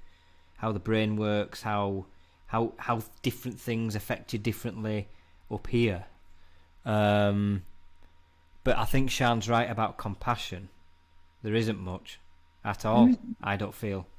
We're a selfish nation, and I think people have got nastier through COVID. I remember a time, I mean, this was before COVID, me and Soph went back to the year we got married, 2018. And we were in Aberystwyth, and there was a homeless guy, and we were going out, just around the bars and restaurants, and it was a fairly quiet night. Nothing spectacular going on. And we walked past these 5 guys just berating and abusing this. He was homeless. And I think he'd got 1 or 2 issues going on. But I went up to an ambulance driver. So there was an ambulance around the corner, just stood, and 2 guys waiting. I said, look, there's something serious about to kick off here. You need to go. Can you do something? Because there were 5 of them. There's no point me going up. They'd have beat living crap out of me. But they were just throwing this abuse at this homeless guy. And there was nothing the ambulance people could do because they weren't police. I'm like, but I don't want to just leave him there because I really don't think he's going to get off lightly. But I said to Sophie, what's this world we're living in? The guy's homeless. He was causing no harm to nobody. He was just sleeping in a doorway. Those 5 guys just took it upon themselves to become a problem. And that's what happened to my brother. He wasn't even sleeping in a doorway. He was just a normal person, walking down the street, but looks different from other people. And that's really the nature of it, is that people in general don't like people who are different from them. But what I would say is, if all of those people on LinkedIn were genuine about helping poverty and mental health, it would be eradicated. Yes. Yeah, if people matched their virtue signalling with actions, then perhaps we'd have a lot more progress. I totally agree with that. That's a very good point. I agree with that. Back your actions up, back your words up with actions. Yeah, but don't necessarily tell us about it on LinkedIn. You don't need to. Just do the work. Just do it. The work, yeah. Do the work, and then get on with it. And you certainly don't need to put a poll about. How do you say it when it's like a poll? A poll. Yeah. About it. Polls about polls. Yeah. That's a different subject altogether. Lee, do you want to interject with something a bit more light-hearted? That was a fairly heavy conversation. Yeah, did we go on to light-hearted there? I think what did we start that thread off on? I'm sure it was something about COVID. Social media. Yeah. It was to do with marketing. I'll tell you what I'm going to do. Talking about good things and helping people, we need to talk about the biggest giveaway we've had so far, because we've already said we're really trying to help the installation side of the business. And this is, during COVID, when the lockdowns are on, we've had loads of customers that have won these showrooms that have really appreciated them. They're using them now. They're actually still using them and getting plenty of traffic through them. So we, thanks to Ian at Morley, we're giving away another 10 virtual showrooms. So that's £15,000 worth of showrooms that we're giving away. Amazing. Thanks to Ian at Morley. Mega. So absolutely epic. He's paid, after this, for installers, most of which are not his customers, 50 of these. So, fair play. And I'm going to say, they're not, Lee just said there, they're not his customers. You won't get that many other places. He could have very easily gone out and bought all of his customers one of these, but he didn't want to do that. So you've got a chance of winning one. You've got to do, go on, nothing apart from sending us either an email to FenX or NFA Awards or Fen Digital, or you can fill in the inquiry form on Video Production 4. So you can find it on there, but drop us an email or a message on any of the social media and you'll be entered for it. Any installation company who's got a showroom, any fabricators who want to put it towards their installers, let them know. We're going to be running it for a month because there's 10 to give away, so we're giving it a month. Excellent. So we'll in a couple of weeks' time, we'll remind you again. But big thanks to Ian for that. Sian, it's 9:30. You are more than welcome to stay on. I appreciate we've taken up more time than we even said at the beginning. It's been good. No, I will. But I just want to. I've spotted a comment here that I want to say. Callum said you look like a moomin. Oh, he's said that before. He says it every time. He's only jealous of my amazing locks. No, I'm going to leave you to. I think I am going to leave you to your boy talk because there are no ladies here. There's usually Abigail Adams from Northumberland Glass. In the background. You what, Lee? I bet there'll be some there. There'll be some somewhere. We usually get Abigail, and there's usually Samantha Hill. Deb's from Colour Seal often comes in, but People will probably be watching from our side as well. Sian, we're gonna give you a chance to plug now your business and let people. Yeah, get a plug. Well, I'm not exactly going to plug because I can't take on any hands-on clients at the moment. Fair enough. But I do think it will be good if we have a talk about putting out some free stuff to help people at least get the basics started. And what is coming is a membership that you can join where we'll provide all the tracking for you, put you into Bright Local so that you all your keywords are tracked and you can use it as a review system. That was something we could have talked about, was about getting more reviews. And so there is a membership coming that will enable you to do your own local SEO, but you'll be completely supported with keyword planning and all that kind of thing. Excellent. So just connect with me on Twitter, and then when that's ready, then you'll just hear about it. And that's about as much as... And what's your handle on Twitter, just for people who are watching, Sian? I don't know. I'm in the middle of it. Is it Hisa Marketing? Is it HISA Marketing? That's the one, yeah. But if you search me, Sian Wood, because I think my name's there somewhere, then... Excellent. You will find Nicola Betts, who's part of the Fenix team with us. She's been watching, she's here as well. And the other thing, do is I'll give you that link for the GMB Spam Fighter, so that if people have got big companies spamming their listings or lead generations, then I'll get rid of them for you if you send them to me. Excellent. So what's that web address? That's just gmbspamfighter.com. Excellent. Do you know, I've properly enjoyed... Pleasure tonight. I've enjoyed that. Yeah, it's been fun. It's gone quickly. So anyway, continue to have fun, and I will no doubt speak to you. No, we will, and you're more than welcome to come back as a guest. There was actually some really insightful information there, so thank you very much. I mean, if you think again about some of those things that might be better to dive into for half an hour more specifically, then I'll come back and do it. Excellent. You're more than welcome. More than welcome. Have a good weekend. Thanks for your time, Sian. Bye now. Take care. Oh, how good was that? I think there's quite a bit that we can do with Sian. Do you know, Sian, so long as she'll accept it, we'll have Sian back on.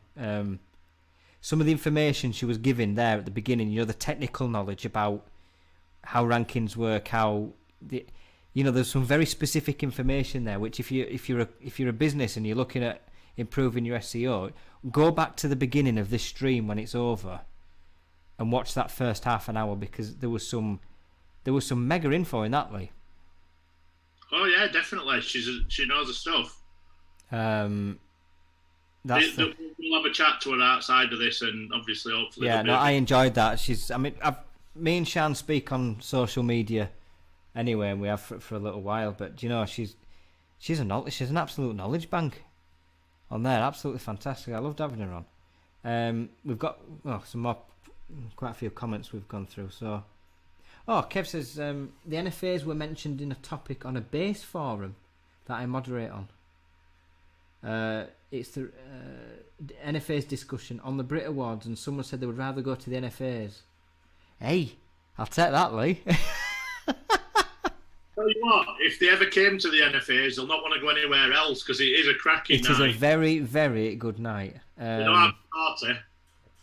We do. To be for rep, of course we know how to party. We're going to party all night. So, do you think we can use that in promo material later? Better than the Brits?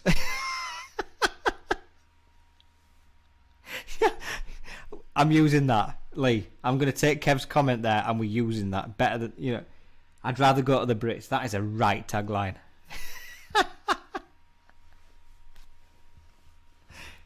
Mate, Lee, I'm using that. I'm warning you now. To be fair, I don't think it takes much to beat the Brits at the minute. By the sounds of it, it didn't sound like it went down very well. Apparently, so they'd got. It was one of the test events for government, and they let 4,000 people in unmasked. I don't even think they even needed to have tests. I don't think. But all the live music performances were done on big screens. So what's the point? What's the point of letting all those people into a venue? I don't get it. Seems pretty pointless to me. It's a music venue. You got part of the Brits is live music. Why were the bands not on? I don't know, but I need to ask my question because some people are answering now. Paul's answered. We know that Ellen's drinking gin. We know that Paul's on his cloudy lemon cider. Callum's on Dipper. Double IPA. Oh, 7.4. So what's everyone drinking? Because I'm being boring tonight. I'm on an empty. I need another one. I'm on Agua. I tell you what, Sian is a cracking guest. We'll have her back on, mate. I didn't know she used to. She's got some stories, I bet, to tell. She's got some history she can go into. I didn't know she did professional bowling. That's cool. Oh, Michael Hagan, looks like I missed a good one. Fell asleep on the sofa. Jesus. I don't know whether to be offended or not, Michael. Bloody hell. Is Kev cider ready? Yeah, well, last time. How's your double IPA, Callum? I'm working tomorrow, so I'm on my Brewdog Jagged Edge. It's only 5.1. Kev, I'm on the green go list in Portugal. So I should be back before the end of the month. Oh, well, I say hopefully. I'm missing my kids, so I want to come back to see them. Apart from that, it's not hopefully. It's gutting. I want to know, Lee, if everyone's. Yeah. It's 29 degrees tomorrow. 29 degrees. 27 today. I've been stuck in my little office upstairs here. 29 degrees tomorrow, and now I'm coming home. Rubbish. When you come, from seeing my. Have you booked your flight Rubbish. yet? I'm gonna wait. I'm gonna book it. I'm waiting to book a test, and then I've got to book. I've got to try and marry it up because you've got to book a test 2 days before a flight. So it could be any time in next 2.5 weeks, 2 weeks ish. You know, you need to. If I'm picking you up, you need to give me notice. Well, I can't give more than 2-3 days notice. I've already told you that. You might be walking home, mate. My diet. You know how busy we are. You need to tell me. Well, I tell you what. I'll get my crystal ball out. Yeah. And I'll. Good. Alex Dutton is on a draft pint of Moretti. So I'm assuming he's got a gassed beer machine at home or a keg. That's cool. Michael Hagan, rock and roll. Yeah, Friday night snoozes on sofa. Paul is on Thatcher's cloudy lemon cider. That's a summer drink. Cloudy lemon cider. For people in Britain, i.e. anyone who's not Lee, what the hell is happening to this summer? This weather has been crap. This time last year, it was about 1,000 degrees. It were cracking flags, and we've had hail, thunder, lightning. Pretty sure we had snow at the beginning of the month in Scotland. I've had my garden done for now. I'm never going to use it. It's crap.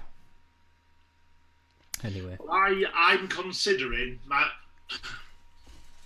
think tomorrow. I've not done this yet since I've been here, but I think I'm going to walk into town into Carviero, and I'm going to. When I get taking about an hour and a half to walk there, and then I think I'm gonna. If I walk there for about dinner time, so I can time it for dinner, going to have something to eat, and I'm going to sit in a bar called Harry's Bar, I think.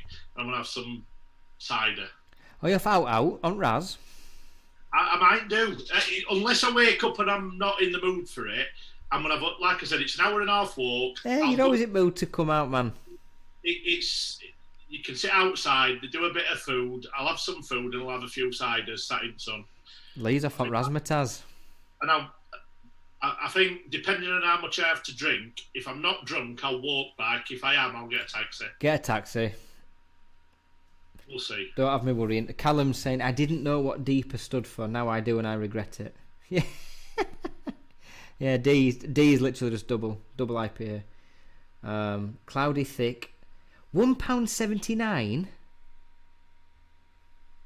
What? Oh, it's Lidl special. That'd be why. Spring seems late here. Yes. Oh, it's just an extension of winter. Lee, when you come back, which we may not, well, depending when, it might not be in time for the next one, but I'm having lights put out. We may be able to, if the weather's good enough, because we might be able to do these in person again. It'll be raining tears when I come back. But we could do this in person again if you wanted. Yeah, I don't see why. Because are you in Outwood? That house you've got now? I'm moving to just at back. I think it's classed as Kettleford, but it's just at back of New Miller Dam near Pump. Oh yeah. Well, so that'll be end of next month. Yes. Okay. So I'm just thinking, if the weather's good enough and the lighting's good enough out there, we could have an outdoors one. Could even get the fire pit in shot. You know, a bit of ambience. We could have an outdoor special. I'm not smooching and stuff, you know. It's not about having an ambience. It's a word, pal. Nice romantic. Nice romantic get together. I've been on my own for a bit out here, but come on. I'll let you ramble for a minute or two, and I will be back in a moment. Yes.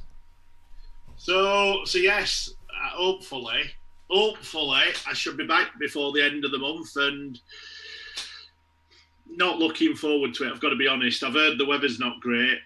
It's not brilliant back home, and it's literally just starting to get stunningly hot here. No clouds, nice weather, 26 degrees most days. Yeah, so not looking forward to it at all.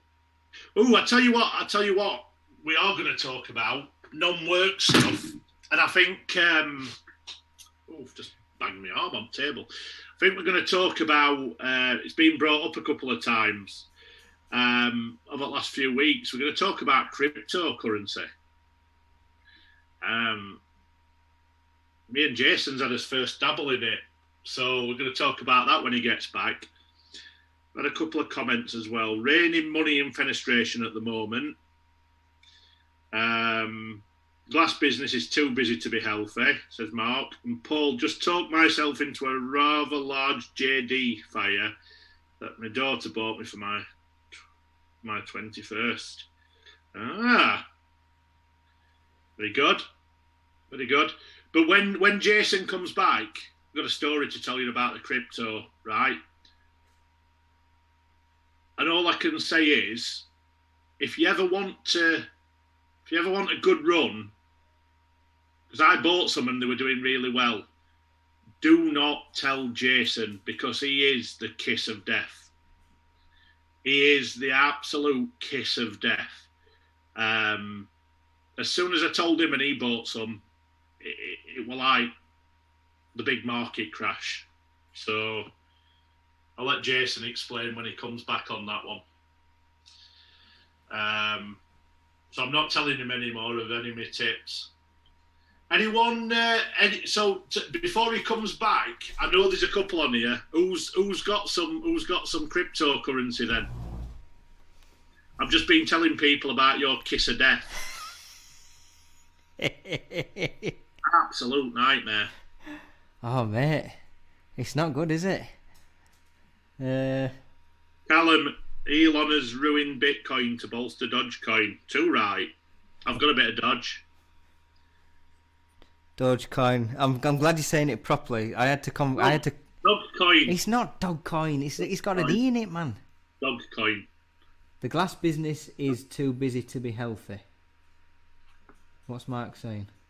I agree. I think what it means is it's too busy to be. We're not big enough to cope with the amount of business. I think that's what he's saying. Raising money in fenestration. Who's going to be brave enough to accept cryptocurrency in this industry? I think we would, wouldn't we? Yeah. It's a no-brainer to me. I think we would. I think we'd accept it. I quite like stocking up some valuable coins. The most stable, anyway, the Bitcoin and Ethereum, maybe. Yeah, I mean, look, if I go on my app, I mean, there's some that there's quite a lot that people have never heard of that are worth quite a lot. I mean, if I'm just looking, if I go through the list now, Bitcoin is at 49,500. Ethereum is 4, right? You've got Polkadot. Never heard of that before, really. $44 a coin. Bitcoin Cash, nearly 1,300. Something called Litecoin, 320. Let's have some others. You've got one called Terra, $16 a coin. There's one called Maker. I don't know if you can see that. Maybe not. There's one called Maker. That's worth $4,914 a coin. So there's some quite big money and big valuations in coins. Yearn Finance, okay. This is Lee, you've got the same app as me. Yearn Finance, nearly $76,000 a coin. Why is nobody talking about that? I don't know. I don't know enough about it at the minute, but what I do know is I've took a punt on 4 different cryptocurrencies. Tell me, tell us all which ones. Go on. I have picked XRP, Ripple. I have picked Dogecoin. Dogecoin. Dogecoin. Got Dogecoin, Ripple. I have got VeChain, Bet. Mm-hmm. And I have got Shiba Inu, which was going great guns until you jumped in and demolished it. As soon as you touched it, 5 minutes later, it fell off a cliff. Sorry, just to go back to my point about why that Yearn Financing, Mark Hickok says there's only 7,000 coins. So it might be worth a lot per coin, but it's worth shit all compared to Bitcoin in terms of market cap. So they're the 4 that I went for. Pete, there's a lot of social media's drowning in talk about crypto, and there's always a rush on. The thing you're going to get now is that rush to find the next Bitcoin. The one that starts off at 0.000005 cents, it's worth next to nothing, like Bitcoin was. And everyone's now, trying to find. Everyone's talking up the next Shiba Inu or SafeMoon or, there's a Keanu coin out there apparently or something. Everyone's rushing to find the next coin to make an absolute £1 trillion when it's worth next to nothing. And a lot of them will turn out to be crap. It's finding that one that makes it. What's Kishu? Ian spelled something. Mark saying Yishu Inu. Ian saying Kishu. Are you both trying to say Shibu No, they've Inu? got the different ones that are different variations, but They've already got variations of Shiba Inu. yeah, and there's one called Leash, I think, that's supposed to be.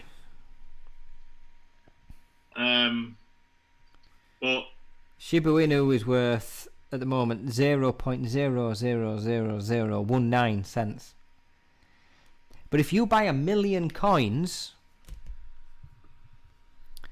at that, right? Okay. Mark's saying I just told you the next big one. What makes them the next big one though? This is what Someone needs to educate me. What makes these coins the next big coin? Because I've seen these. Shiba Inu was the next big coin. Dogecoin was the next big coin. All these coins apparently are the next big coins, but I still don't know why. Communities. Yeah, communities, but Shiba Inu was the next big coin. There's millions in that community, so I've read. It's still worth piss all. Well, why are these coins the next big coins? I'm still not seeing a reason, a genuine reason. It's the buzz. At that point, it's the buzz. It's not so much about. Some of them have got good case studies behind them, and they're going to have some use. Some of them haven't, and it's just community built. Like dog, good old dog. But, Callum, I've said that. I said that to Lucia Start when I came up with the word Fencoin. Oh shit! Should we do it, Lee? Because if we don't, someone else might watch this and copy us. And as me and if you speak to me and Lee about copying at the minute, we've got quite a strong opinion upon that matter. No objection. They can copy that all they want. To be fair. I really want to go off on this one. Yeah. If you don't, I will. It's up to you. It's up to you at the end of the day. If you have 4 hours, Jason, I'll help you. I don't need 4 hours. Just someone condense it into 5 minutes. Me and Mark were talking for well over 4 hours, by the way. I think that's why he's referencing there the 4 hours. Look. There'll be other coins that will grow in value. What I'm struggling to cut through is every time there's a new coin, it's the next big thing. It's the next big thing. This coin, you want this coin, that coin, this coin, that coin, and most of them are still worth piss all. Now, I don't know. All right, Lee said they've got good case studies and there's community, but there's lots of things that have community but have no value. What is giving genuine value? Is it the fact that this coin might be taken as real currency with a company? You know, like is Ford suddenly going to start accepting Shiba Inu? You're not getting what we're saying. It's literally the community are buying it. So the stronger the community is, yes, the more I know that. But what? They're going to hold the coins, which means the value goes up because they're not. But what is the reason for the community to buy it? Because they're a community and they're trying to raise it up. Yeah, and the community strength in it growing comes from them not selling it when it goes up a bit to make a profit. That's why they say this is the next big one, because it's got good community. But doesn't that make it flaky as hell? Because if that community suddenly loses faith in something, it's suddenly worthless again. Which is why I'm saying to you, the community is the big thing about old. That's why they keep saying old, don't panic sell, don't pump and dump. But I'm seeing that on every coin. There's only so many coins that can break through. I mean, if you say that on every coin, they'd be worth same thing. But what I'm saying is, the next big one is the one with the strongest community. Don't get me wrong. I believe completely in crypto. What I'm struggling to find is Callum. Only thing that is the next big thing is triple glazing. Exactly. If I could buy shares in triple glazing, I would. Mate, start a coin in that triple coin. There you go. Giving you an idea. It's a technical. Yeah, I know it's a technical business. It's all Ponzi, Kev says. I know. Cryptos. I think what you've got in the minute is there's a lot of hype around crypto in general, and what'll probably shake out in the end is maybe less than a dozen or so coins. I think. I don't know.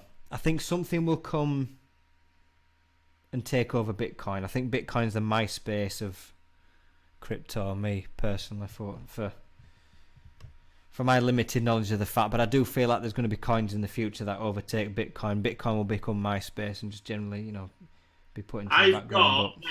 I've got of Shiba Inu, 19.4 million coins. I've only got 1 million. 19.4 million. And then when I joined, it all went tits up.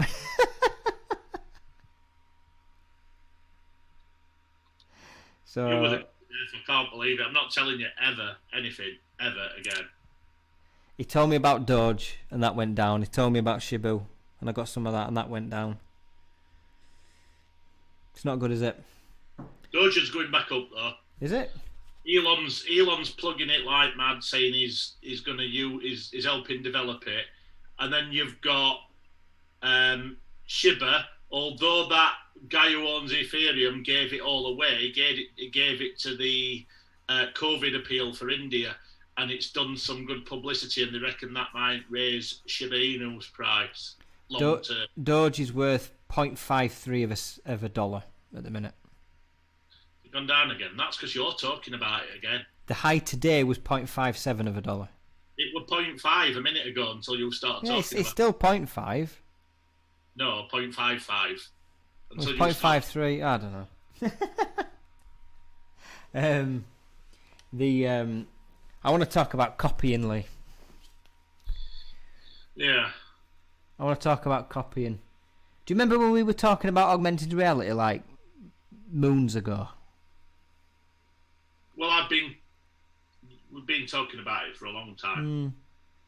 And do you remember we were talking about virtual events and and now people are leaving established expo companies to go and join virtual expo companies. Do you remember that? Yeah. Do you remember when video were meant to be future, but you did it, and then everybody's suddenly jumping on board? The thing is, and this is my opinion, right? You know my feeling on this. I've just posted today on Fen Digital about it.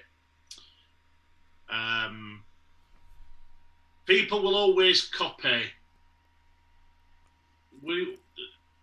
The way I look at what we do in advertising is I'm looking well in front for the next trend, and we're already well in front already because we're looking at other stuff. But people will always jump on the bandwagon and do what you do. That's everyone copies at some point, and I get that. My issue is with it is when the people copying are slating it for months and a year in front, and then they just all of a sudden do it like as if they've thought of it. It's staggering. Just to give people who are watching some context, we have seen in this past week a company that has gone way over the top in trying to advertise and big up getting back to live events and seeing everyone in person, to then advertise the fact they're now working in augmented reality and how that's amazing and it's the future, right? Which is obviously not an in-person thing. We've also seen we've seen someone leave a business which bashed one of ours to then join a new business exactly the same as ours. So from saying virtual events they're crap, they're this, they're that, they're not real, to then a staff member going to join a virtual expo business. So you'll forgive us if we seem a bit irked by the fact that the people criticising and attacking us because they feel threatened, or they feel on the back foot, or they feel like they're behind the curve in the things that we're doing, then go and do the things that they've criticised themselves. Hypocrisy in public. And it's getting a tad irritating. That's life, mate, unfortunately. Imitation's the sincerest form of flattery, and eventually if you do something, people will copy when it starts working. The hypocrisy is the biggest problem, where they're slagging it off and then they do it but they don't know anything about it, but they do it because it works. There's an old saying, if you're going to do something, do it with the leaders, not with the followers. Do it right first time.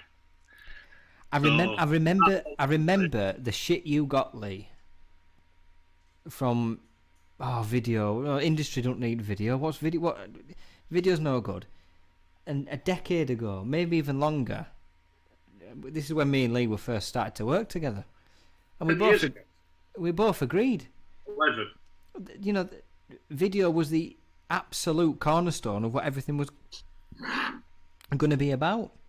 Fast forward to now, every company's got a YouTube channel. Every company's putting videos on social media, even if they're only a few seconds long. Everything's video. Back when Lee started My Trade TV, people laughed at it. Video? TV company? No, you don't. What? No, industry don't need that.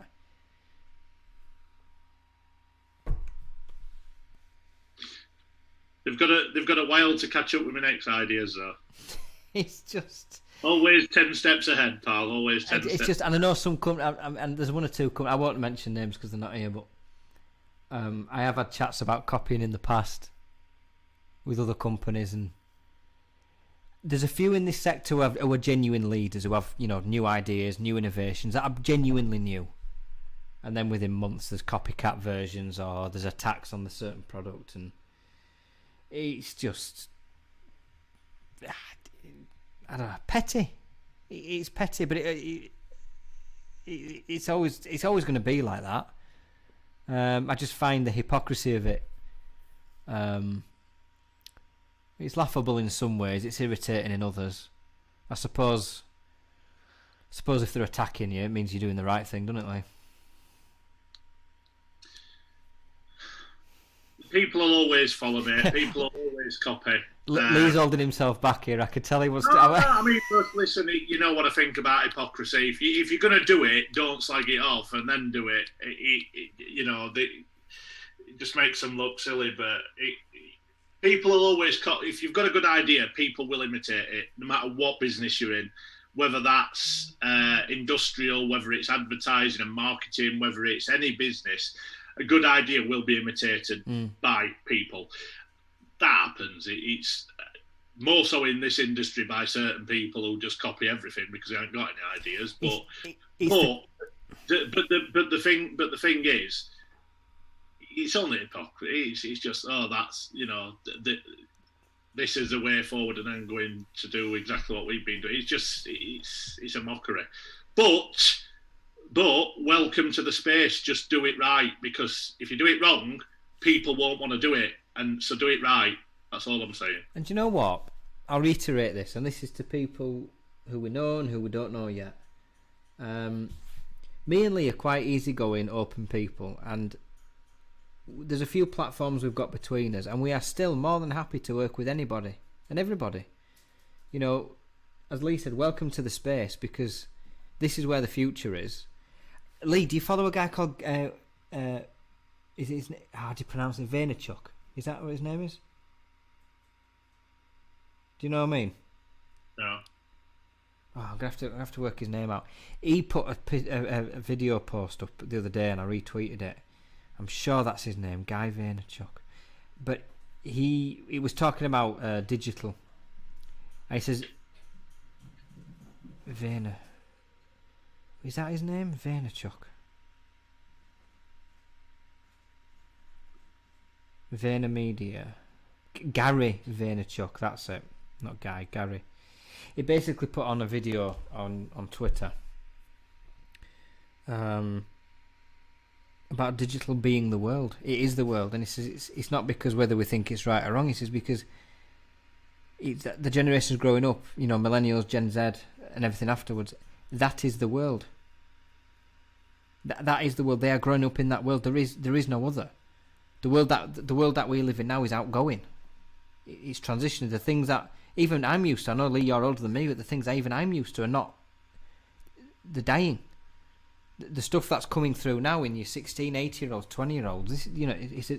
Everything's digital and everything's done that way.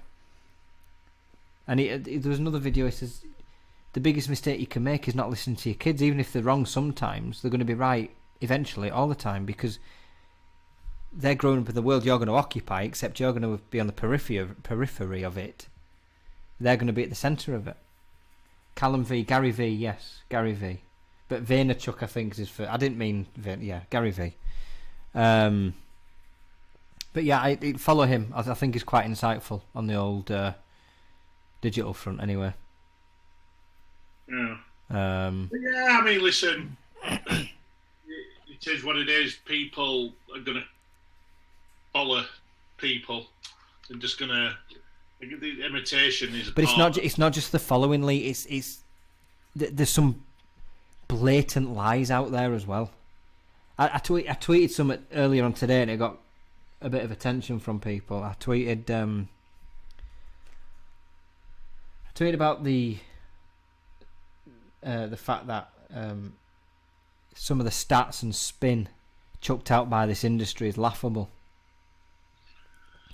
Well, again, I don't mind talking about this bit. I think you should have to, if you're coming out with stats, you should have to verify your stats. For example, Lee, would you believe me if I told you that I had a fenestration media site, and that if I told you that in the month of December, which is the month everybody switches off, goes home and doesn't give a toss, I had my best month ever? And what if I told you in the month of December, where nothing happens because everybody switches off for Christmas, for every visitor to my site, I got 30 page views per visit in December? Would you believe me? There's a lot of people throw figures around, and I don't think that's right. I think they're getting away with murder.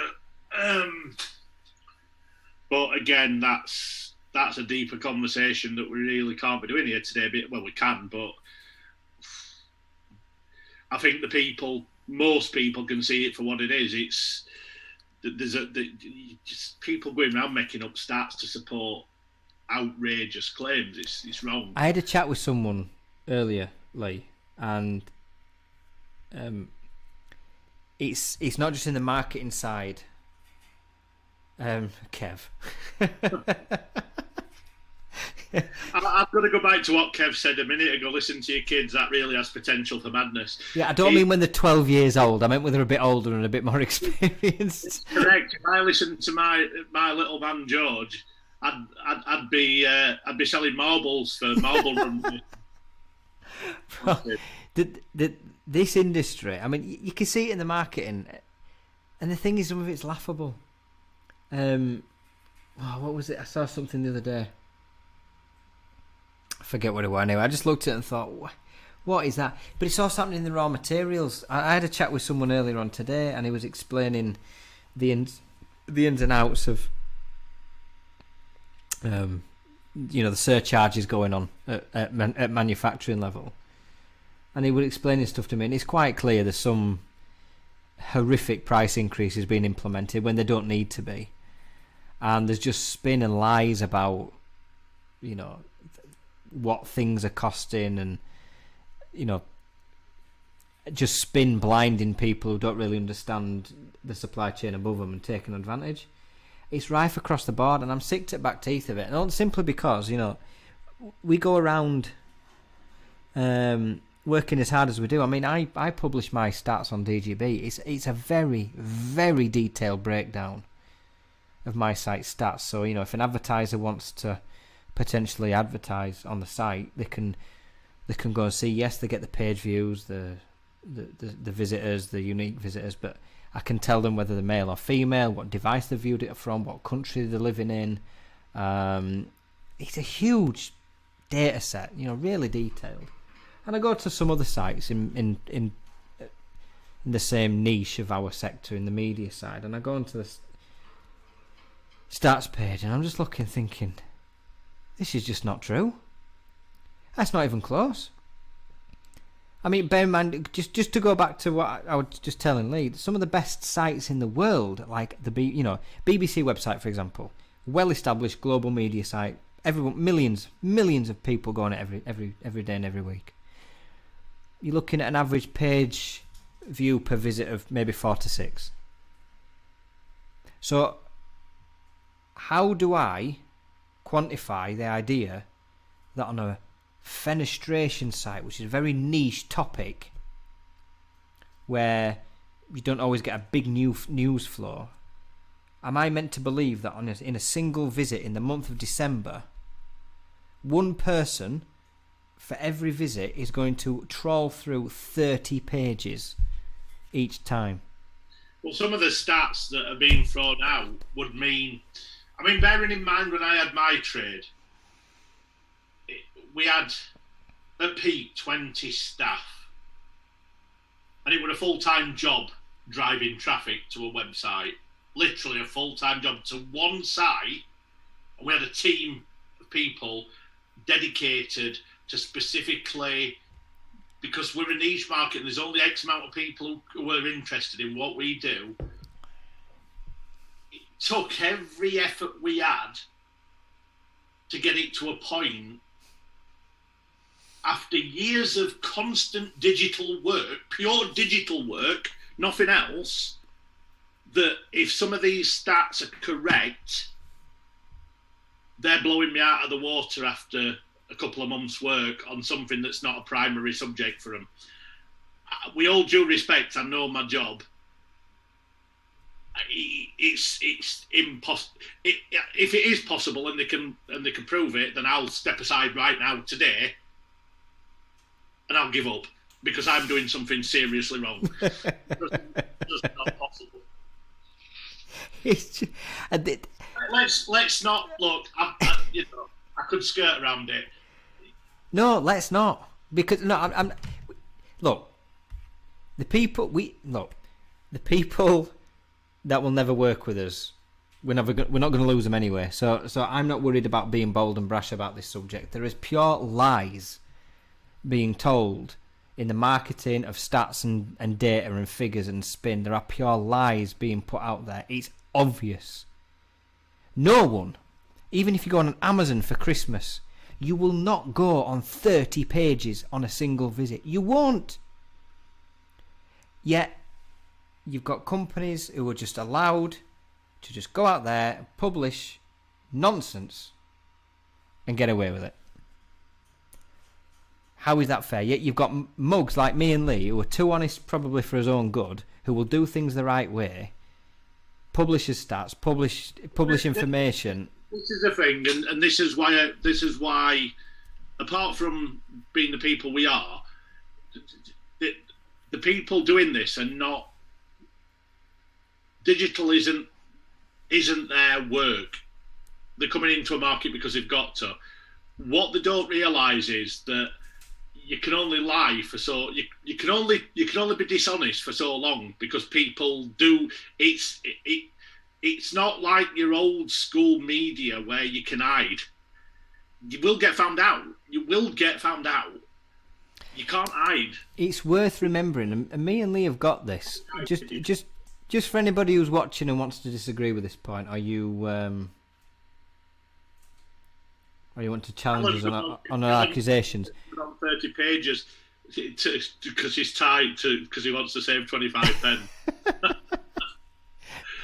Bear in mind, there are tools out there which can quite easily disprove the lies you're putting out there, to the point where I have copies of oh God, I don't know if that's a compliment or not. Kev, the missus thinks I'm listening to John Richardson. Oh dear. Oh yeah. Yeah. God, I sound more interested than John Richardson.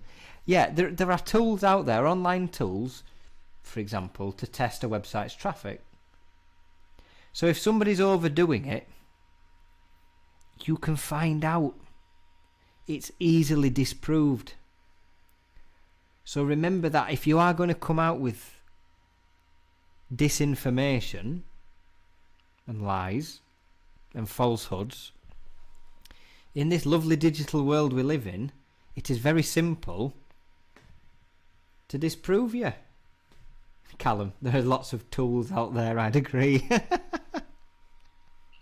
Yeah, yes, there are a lot of tools out there. It's... Have you had your soapbox rant now? Mate, it's just... It's comedy. Some at comedy value, some at stats. Like, some at being 130% oversubscribed compared to the same time last time. 130%. When people haven't got time to sit down and wipe the backside because they're too busy quoting, yet, something's over 130% higher than it was before. Come on. Let's get realistic. Just plucking numbers out of thin air. Oh yeah, oh that sounds good. Yeah, I can do that. Kev, I'm a tool that can disprove WER, but no one cares. No, people do care, and people have listened to you, Kev. There's a lot of people have listened to you. We do care. I think the thing is with stats, to take out what's happening with stuff like that, eventually the people who aren't telling the right stats will quickly get found out on a digital market, so it won't last for long. You mean the people who are not telling the truth, like the people who are lying? I get it, but it won't last for long. It may pull the wool over a few people's eyes in transition because there's people who don't fully understand it yet, but it's not a long-term win for them. So they'll get found out. The people who are being honest will be fine. The people who are not will get found out very quickly. Because there's some very clever marketing people in our industry now that will 100% know and be telling everybody they know what they know. Well, this is it. I mean, me and you have conversations with other people, and when this subject comes up, people aren't daft. They can see through what's clearly not true. The thing is, when these lies are said, they're not even subtle. Like, they're not even small increments of something or tweaks. They're like massive, huge inflations of data and stats, and you think to yourself, really?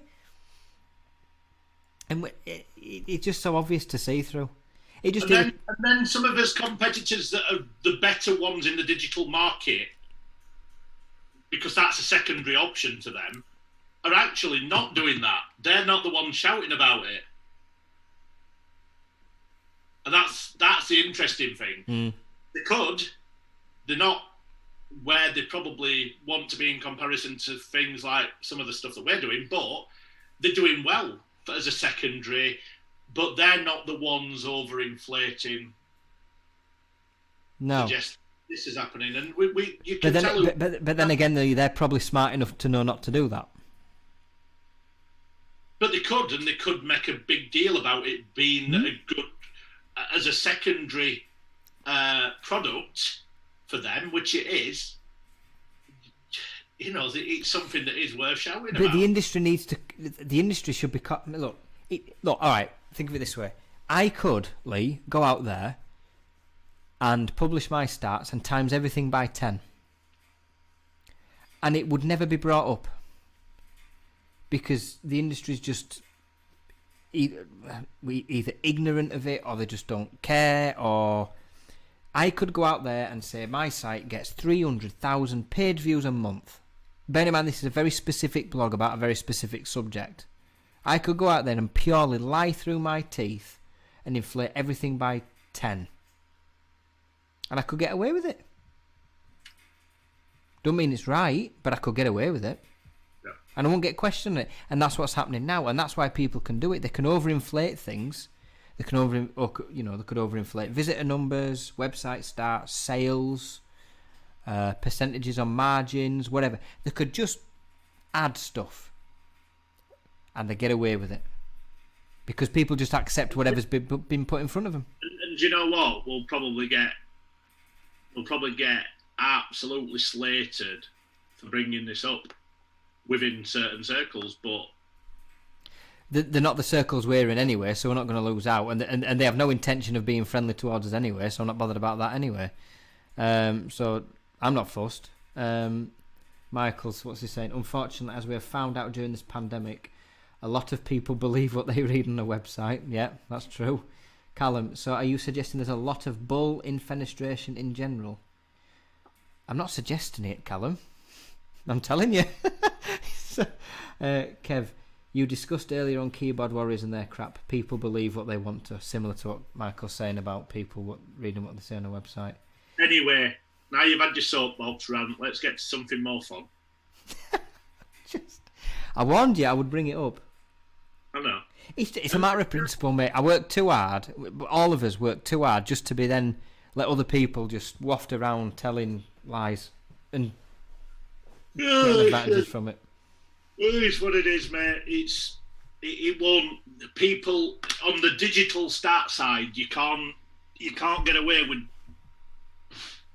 You can't get away with it for too long. You'll pull the wool over people's eyes in transition when they don't know, but people are learning, and a lot of people already know. So it won't last for long. Well, anyway, go on. What about Line of Duty? I've never seen it, and I've heard people are absolutely kicking off at this ending. Not a clue. No idea, mate. I've just started watching White Gold again, funnily enough. I've just finished the first series. We are on the last series of The Crown, episode 5, I think. Episode 5, The Crown. Yeah, it's quite good. I was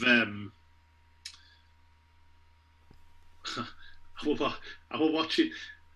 I tell you what made me. I were on TikTok. There you go, TikTok. I'm a younger. One of young crew.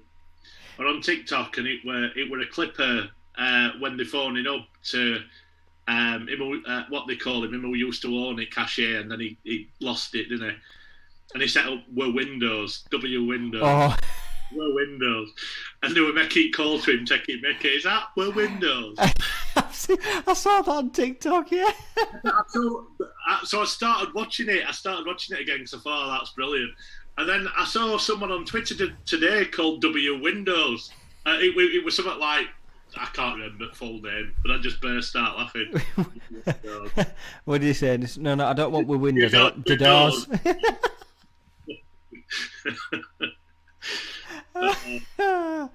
No, it's. Do you know? I've not got through the full White Gold. I really need to, but I did say, oh God, we're keeping you up. I'm yawning. I'm not tired. I don't know why I'm yawning. Yeah, Were Windows. I saw that on. Kev's saying he's not seen White Gold. Kev, you don't know what you're missing, pal. Really? Funny. Oh, is this Line of Duty? It pisses me off. These series that last 8 weeks, they could have told the story in 8 minutes. I'm guessing Kev's not watched Game of Thrones then either. But no, it's. What about? Go on. What about the European Cup final? It's going to happen in England, isn't it? Champions League final. No, they're having it in Portugal. Champions League final? Yeah. Two English teams. They've moved it. I thought England were lobbying to have it done in at Wembley. No, they've landed on Portugal somehow.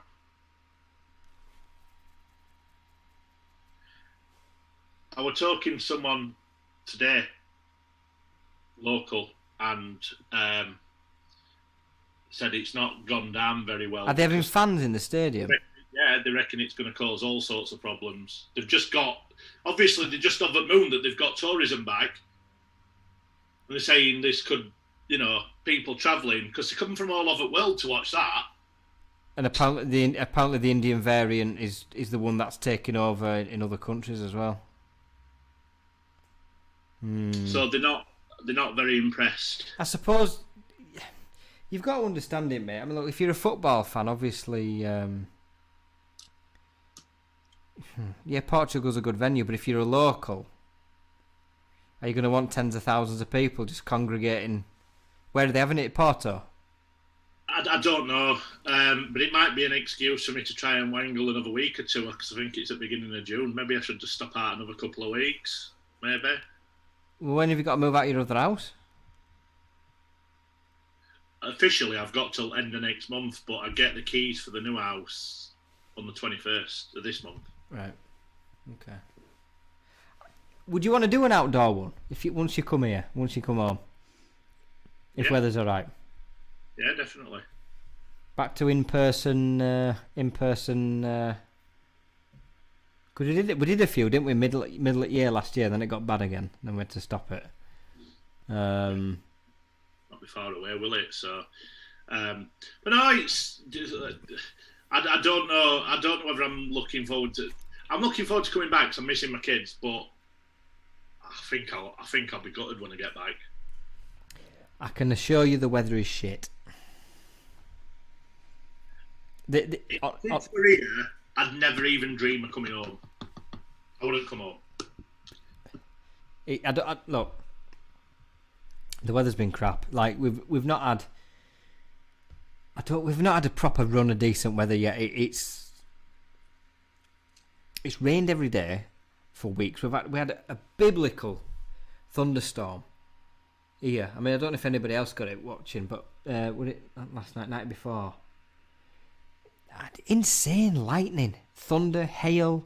There was that much hail it looked like it snowed. But there was that poor lad that poor little kid playing football got killed, didn't he? Oh, in Blackpool. That's sad. That's just such an awful story. He got struck by lightning, didn't he? Mm. That were awful. But the storms that day were very, very severe. Lots and lots of lightning, and the one we had on the night here. I mean, I was watching out of my office window, and I must have seen about 4 lightning strikes in a row hit the ground. No doubt about it. But the weather weren't even that warm. It's not like where Lee is now in Portugal. It was in the mid-20s. You know, it were like 14 degrees. It weren't particularly hot. And then out of nowhere, in the middle of the night, this absolutely insane thunderstorm rolls through. Worst we've had in years. What's Kev saying? He's seen white gold. He's not seen.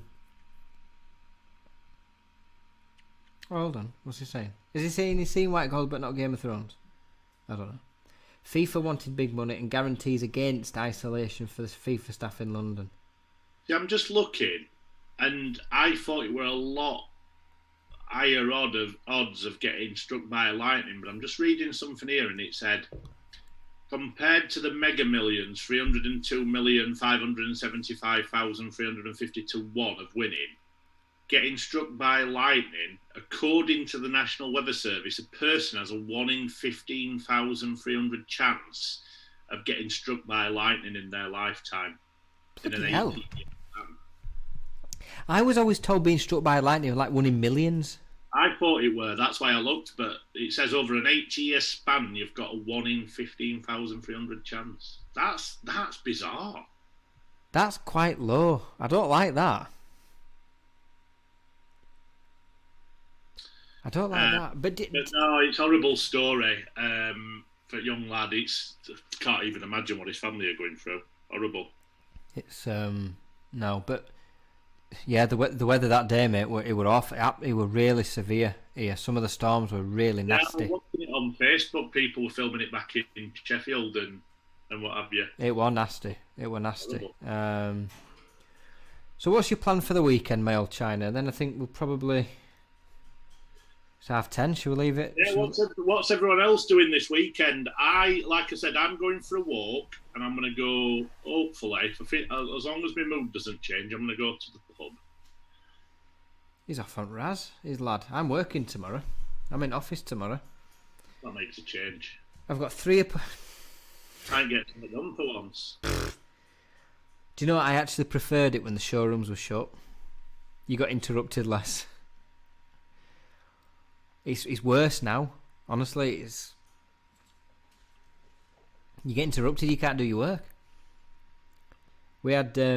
I've got 3 appointments tomorrow. I've got a 10, an 11, and a 1. So I'm going to try and get in early tomorrow. Try and get ahead of myself because most of my day is going to be caught up with customers. Sorry, I've got 4 appointments. I reckon, Kev. Don't listen. Jason's kissing there. Don't. If you're ever having a bet on anything, don't tell Jason anything.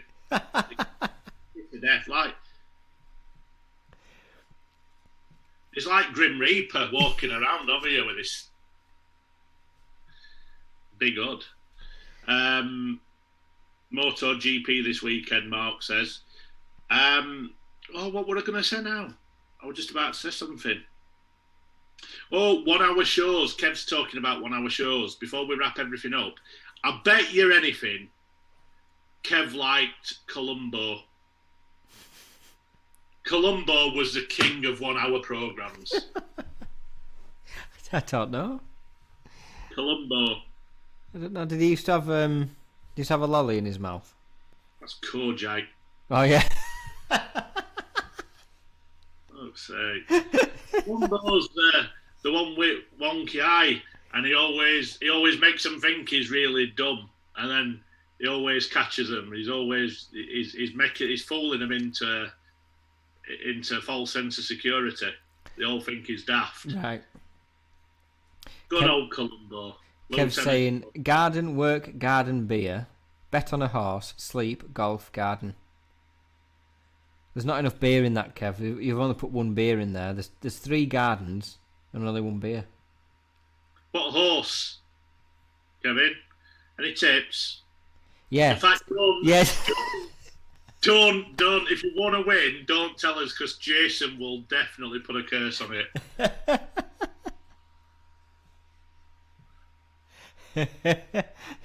Yeah, tell us who you're having, Kev. Give us tips.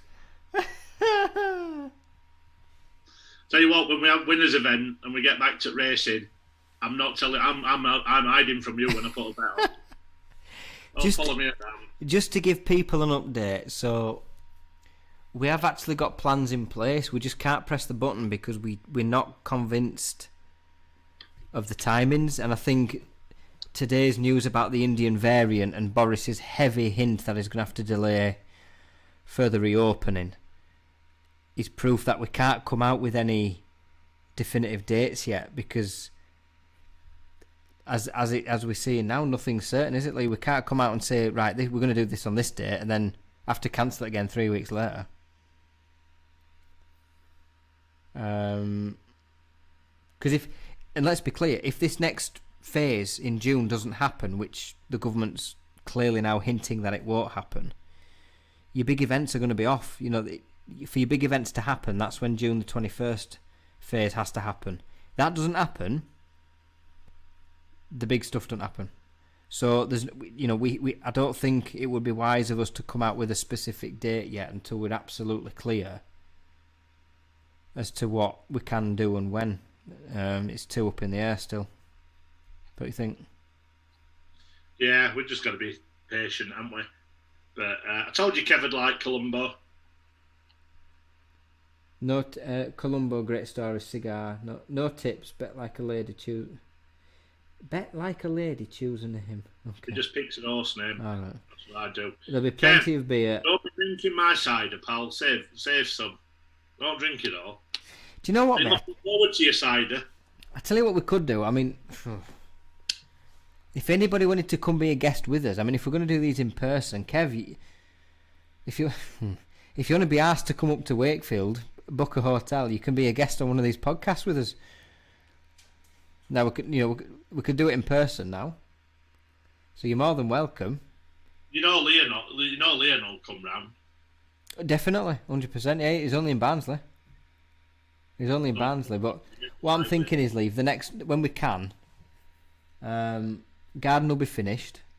We've got the light. I'm going to have lighting outdoors. I think we do a nice put a bit of production value into it. Do a nice scenery outdoors. Get romantic and have a chinwag outside. Get fire pit on. A couple of logs.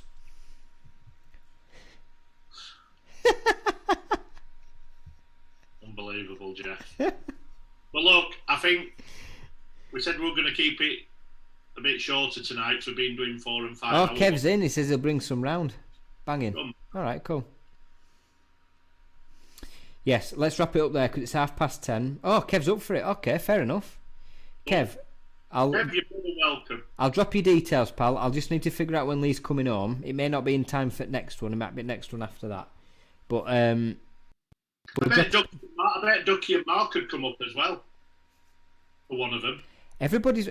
Mate, we could even have we could even do a big proper round table thing. I've just bought a 9-seater furniture set, so we can have 7 guests. So we can have 7 guests. We could have a proper epic round table. You can set cameras up, different shots. We can just watch, you can just watch 9 of us get drunk around a fire pit. Be cool. So, yeah, let's do it. Let's mix it up a bit. I'm up for all that. No problem. Cool. Cool. So, Kev, we'll get in touch nearer the time. It's 22:11, and I think we should probably Lee's yawning, so I'm struggling to keep him awake. Shall we wrap up? Everyone's had a long week. Shall we let everybody get off to the weekends? Yes, I think we ought to. Just reiterate again about the showroom giveaways. I want to make sure that, this is the biggest one we've ever done. 15 grand's worth of virtual showrooms here. Yep. If you're a fabricator, tell your installers who have got showrooms, because it's literally they're getting them for free. 1,500 quid's worth each. All you've got to do is either drop us a message on social, either FenX, NFAs, or Fen Digital, or even DGB. Yeah, any of them. Let us know, or drop us an email. Just let us know that you're interested in getting. We'll put you in the prize draw. Yep, excellent. Got a month to run it out, so we're giving people. We'll remind people again in 2 weeks' time, won't we? Yeah, and we'll do some social promotion as well. Excellent. But massive thanks to Ian again. Definitely. As always. Cool. All right. I think it's good today. I've enjoyed Sean being on. Yes, as well. thank you to Sian. Sian, if you're still watching, thank you very much. And again, if you're watching this back, go back to the first half an hour, 45 minutes of this podcast, because the insights and the information and the tips she was giving during her interview was really insightful. So really watch that. It's worth your time. And thank you for everyone for watching again. Hope you've enjoyed the insightful stuff when Sean were on, and then our rants after. Yeah, hers was quality stuff. This is just two guys rambling. So, yeah, pleasure. Enjoy your weekends. Be safe. Yeah, have a cracking weekend, everyone.